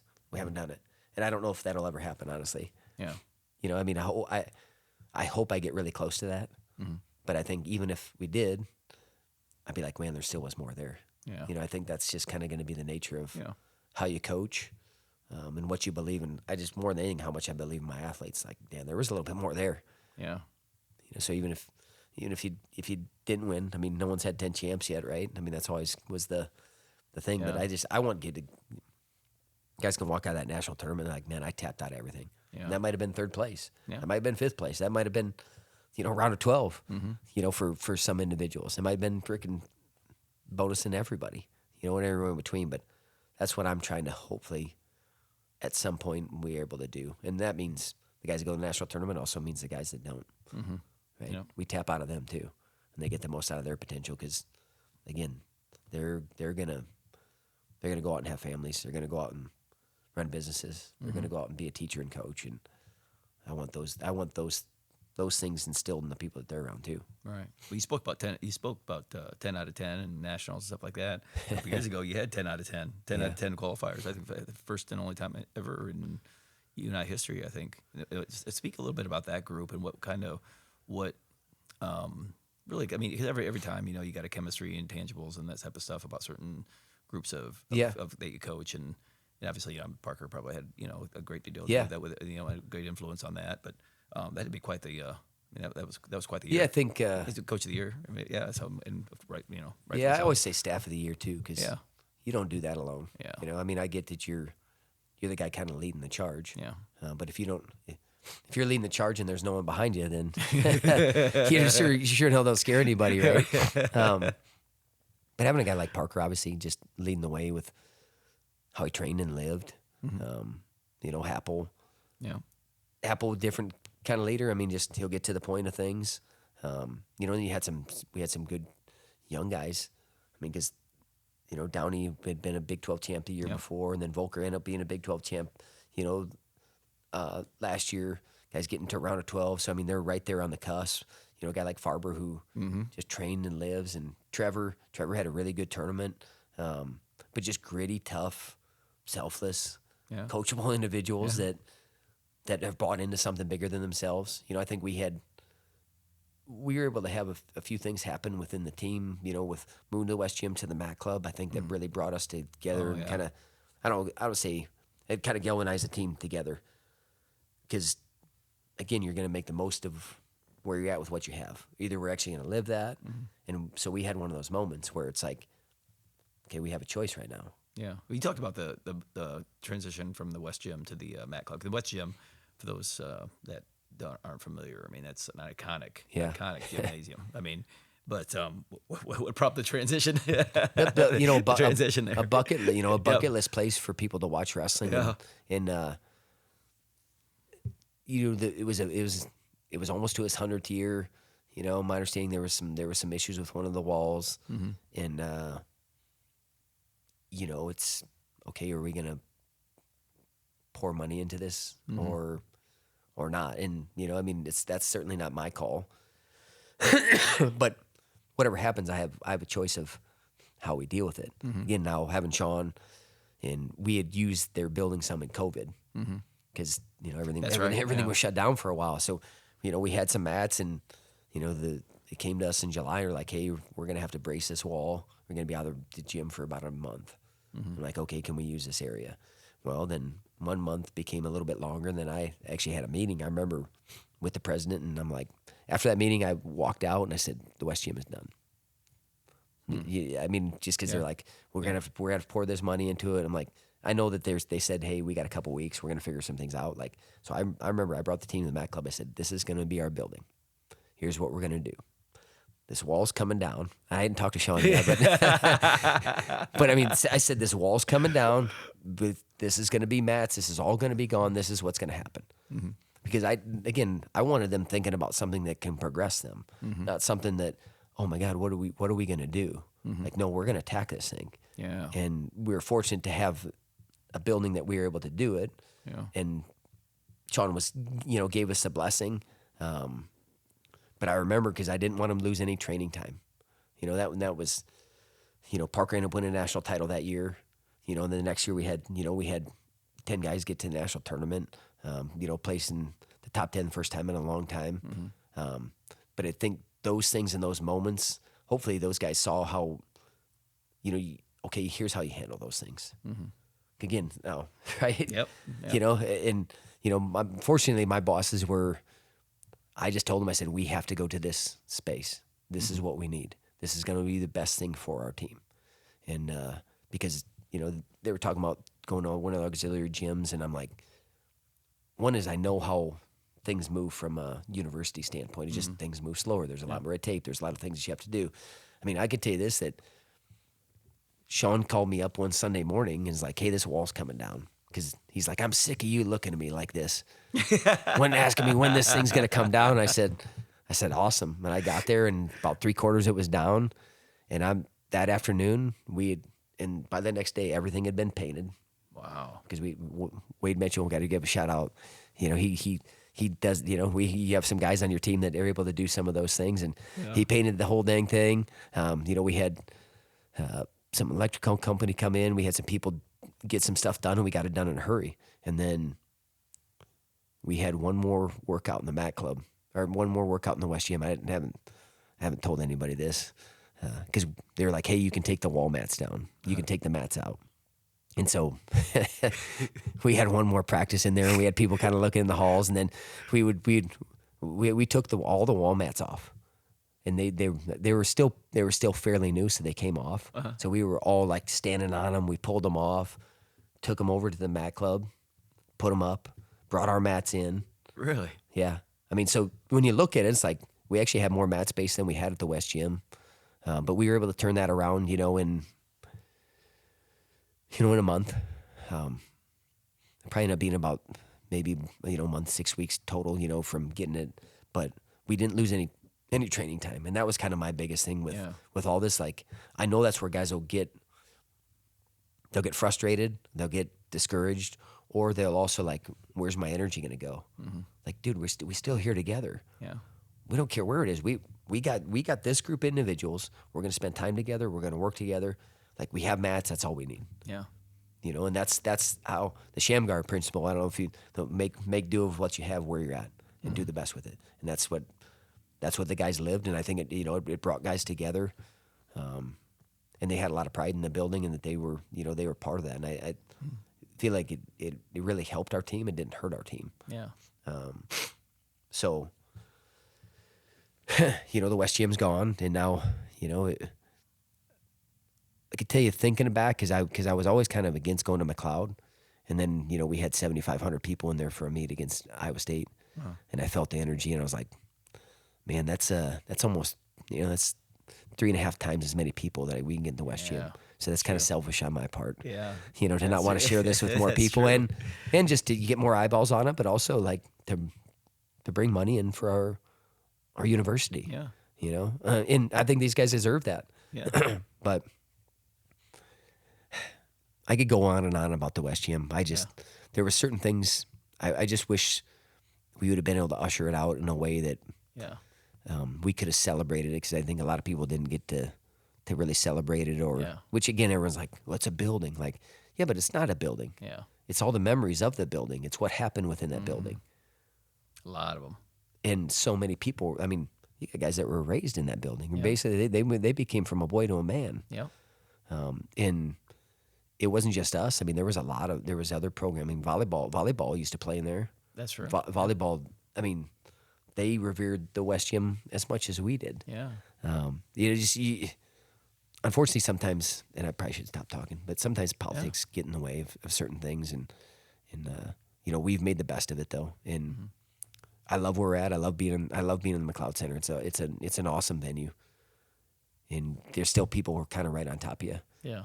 And again, we could share it with more people, and that's to me the biggest thing. We want to grow. We want to grow our sport, and I can't try to keep us small either. Mm-hmm. So it's ended up being a great move for us in the end, and a lot of lessons learned. Yeah. Well, you're not only growing the sport here at Northern Iowa, Northern Iowa University. You're also, or University of Northern Iowa, I should say, but you're also growing it, through the family. Oh yeah. You got a couple of young studs that are coming up, and man, that's had to be. Because come on, Schwab's kids. There's no way those kids aren't going to wrestle. It is what it is. But I don't think they have a choice.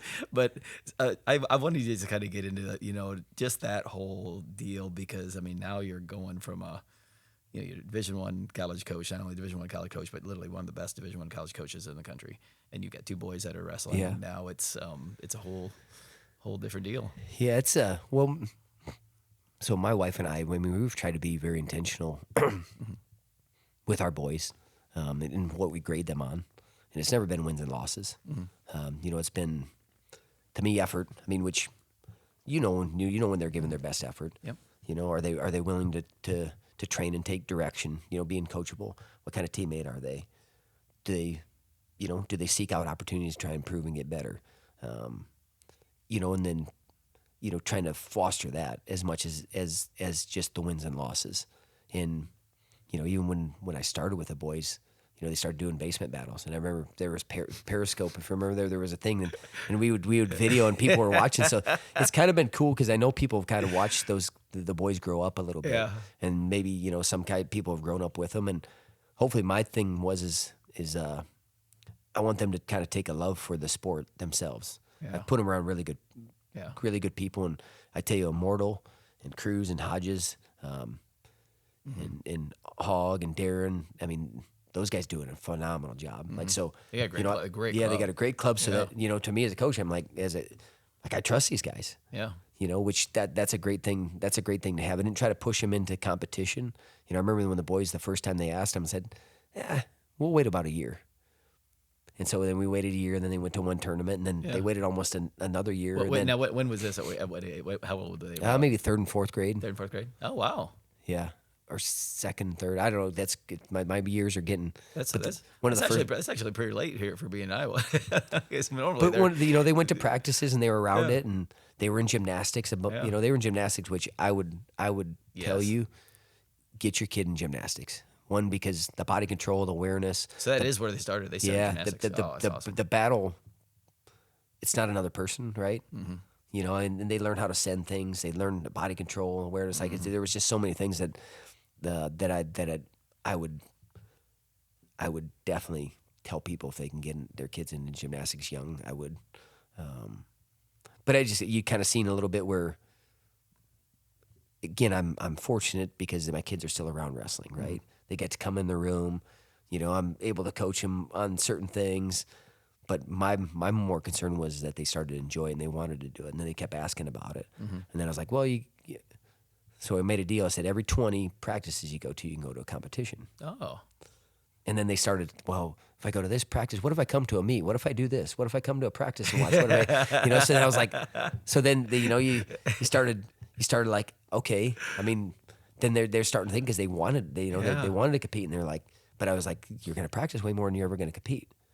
And I want to kind of get your your legs underneath you a little bit, but also want you to enjoy the process. And then, they started going, and heck, my son Hendricks had, maybe his second tournament out.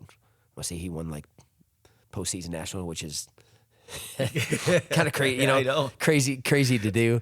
And Hayden, didn't have as much success early, but again, like you're playing the long game, right? Yeah. So again, like I understand you being upset about a loss, but go back and work and get better. What do you have control of right now? And so just kind of having those teachable moments throughout it and getting to see them stick with it. And then also like staying steady in our grading. Mm-hmm. Like, oh, you win. Like they both won a state title this year. Awesome. Mm-hmm. I was most proud of my son Hendricks because he struggled throughout the year. He lost to, he beat a guy in the quarters that had beat him twice. Wow. And actually beat him soundly, the match before. But just that he stuck with it. Mm-hmm. And he stayed the course and he continued to trust. Yeah. With, not always with the evidence, right? Yeah. Like we're all going to have to battle that. Yeah. Like sometimes you got to believe before some of that stuff actually shows us where faith really is, right? So I was not that he won, and obviously I want them to win, but if they learn and they improve from it, win or loss, I mean, I'm going to be steady. I'm going to be dead. Mm-hmm. If the other, I think family values are broken with those things, then I'll get on their ass. Mm-hmm. But for the most part, I mean, I've also told them, I said, if you ask me, I will do anything. I will help you. I will work with you. Mm-hmm. If you don't ask me, like I try not to give a ton of unsolicited advice. Again, unless they're breaking some of those things that to me that they're family things. Right. Has nothing to do with wrestling. Right. Like this is you as a person. This is us a family. Like this is bigger than you. Mm-hmm. If you're going to be a dickhead, you know what I mean? Then I'm gonna have an issue with you. Yeah. And if you're not going to be a good teammate and you're not going to put the time in, like I'm not going to feel bad for you if you lose then. Mm-hmm. Like, sorry. Yeah. Sorry, I'm not sorry. Like, learn a lesson. Yeah. Yeah. So try to teach him in that way. Again, like, I don't know if there's one single formula and each of my boys are a little bit different. Mm-hmm. But I would say as a parent, and this gets brought up a lot now, because both my boys took a gap year. Mm-hmm. I was 100% against it. Really? I mean, Hayden, I was like, no way, dude. We're not doing it. Wow. And he was adamant, and he's very persistent on things. He was adamant from... Interesting. You haven't met my wife then. My wife's as persistent as you can get. I have. You two are like the persistent couple. I think you guys we're pretty persistent, both of us. Yeah, but she's even to a whole nother level. But I'll tell you that he was just like, Dad, I want to do it. I'm doing it. I'm like, we're not doing it. It's not happening. You're not taking a year. You're not taking a year. And he just stuck with it. And he stuck with it. And he stuck with it. And I remember we sat down. I said, you need to tell me why you want to do it. And he's like, here's the things that I want to do in the sport. And I think it will help me. And also then I started doing a little bit more research. And I can tell you, I went from no way to if you can do it, I would do it. And everyone's like, oh, it's just for wrestling. It's just for this. There's so much other emotion. Mm-hmm. There's other emotional maturity that they have, that they gain. I mean, even all the teachers talk about it. Really? Like, yes. Wow. And everyone brings it. And again, they're not going to be past their age. They're not dated out of, like, I don't care. I want them to grow. I want them to learn. And also they get to stay at home for another year. Yeah. They get to be underneath our watch and care. Mm-hmm. And again, like, we're not thumb underneath them, but I'm just saying, like, you can have another year with your kid. Yeah. Instantly. And then, so he finally, we were like, yeah. He finally broke it. He broke but the things that he explained to me and that he thought it through, I was like, I'm on board, buddy. Okay, I'll do whatever you need to do. Wow. We'll do it. That's awesome. And then Hendricks, I didn't think he was going to take the gap year. And then it was about a week before he had to decide, and he's like, I'm doing it. And we're like, me and Allison are like, really? You sure? And he's like, yep. And again, I'll tell you that it's one of the best things that we've done, from them learning, growing, and then the opportunities they had within that gap year, being able to go out and work with some people. And, you know, you're pretty fortunate because you know some people, and you're able to get them out and around, not just wrestling, but just the type of people that you want to, type of families you want them to be around. Right. I mean, they're fortunate they got to spend a chunk of time with Burroughs and their family. Like, Wow. Yeah. I mean, that's I mean, come on. that's an incredible what an incredible opportunity, and the Grays, Cornell, like, I mean, just families and people that you want them to be around too, and the type of I guess the family unit that you want them to be able to be around and show.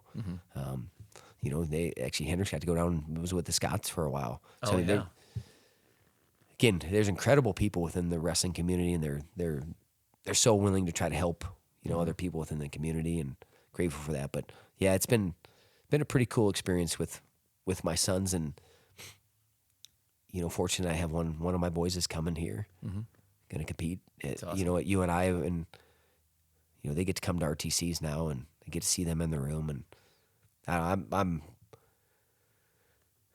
pretty grateful that I'm going to have that opportunity. I'm going to get to be able to spend that time with them, and I certainly don't ever take that for granted that I have that. And I don't know, but Alice and I have really been tried to be intentional in some of those things that we've tried to instill in them. And again, you don't know if they're going to take to it or not. Yeah. You try to put them in, but again, they're around great people. They're consistently around great people and coaches and people that are embodying, I guess, those things. And then I don't know. I think that's just what they've been raised with, right? So I don't know if they think twice about some of that stuff, that's pretty cool. Yeah. Is it harder to watch them compete than watching your UNI athletes?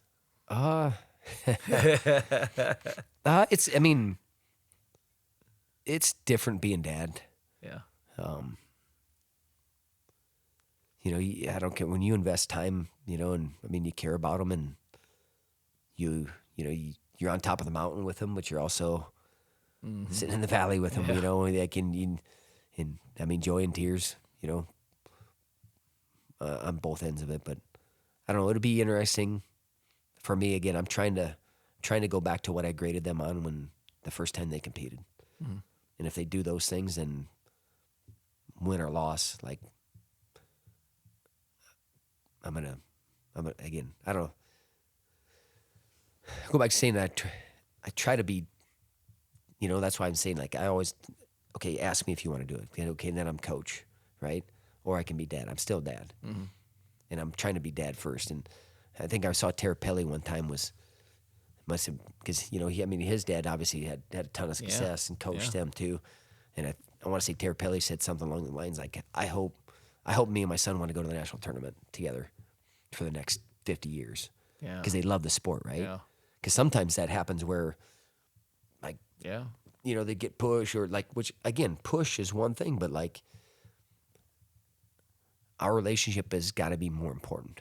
And then again, like, if they're not meeting certain standards, it doesn't have to necessarily do with winning. It has to do with how they're living. Yep. And the choices that they're making. And now, if I don't agree with those and how they're living, like, then it doesn't necessarily have. I mean, I think you'll struggle a little bit wrestling, but my point is, I want them to love the sport, and I want it to have us grow closer together as a father and son, not kind of push us apart. Because you've seen it sometimes where that happens. I've seen it and a lot. you're like, what are we doing here? Yeah. Like, your relationship is way more important than any freaking wrestling match. 100%. Yeah, I've seen it a lot. And again, that's why I've tried to, like, okay, are we talking my coach now or my dad now? And I'm trying to find that too.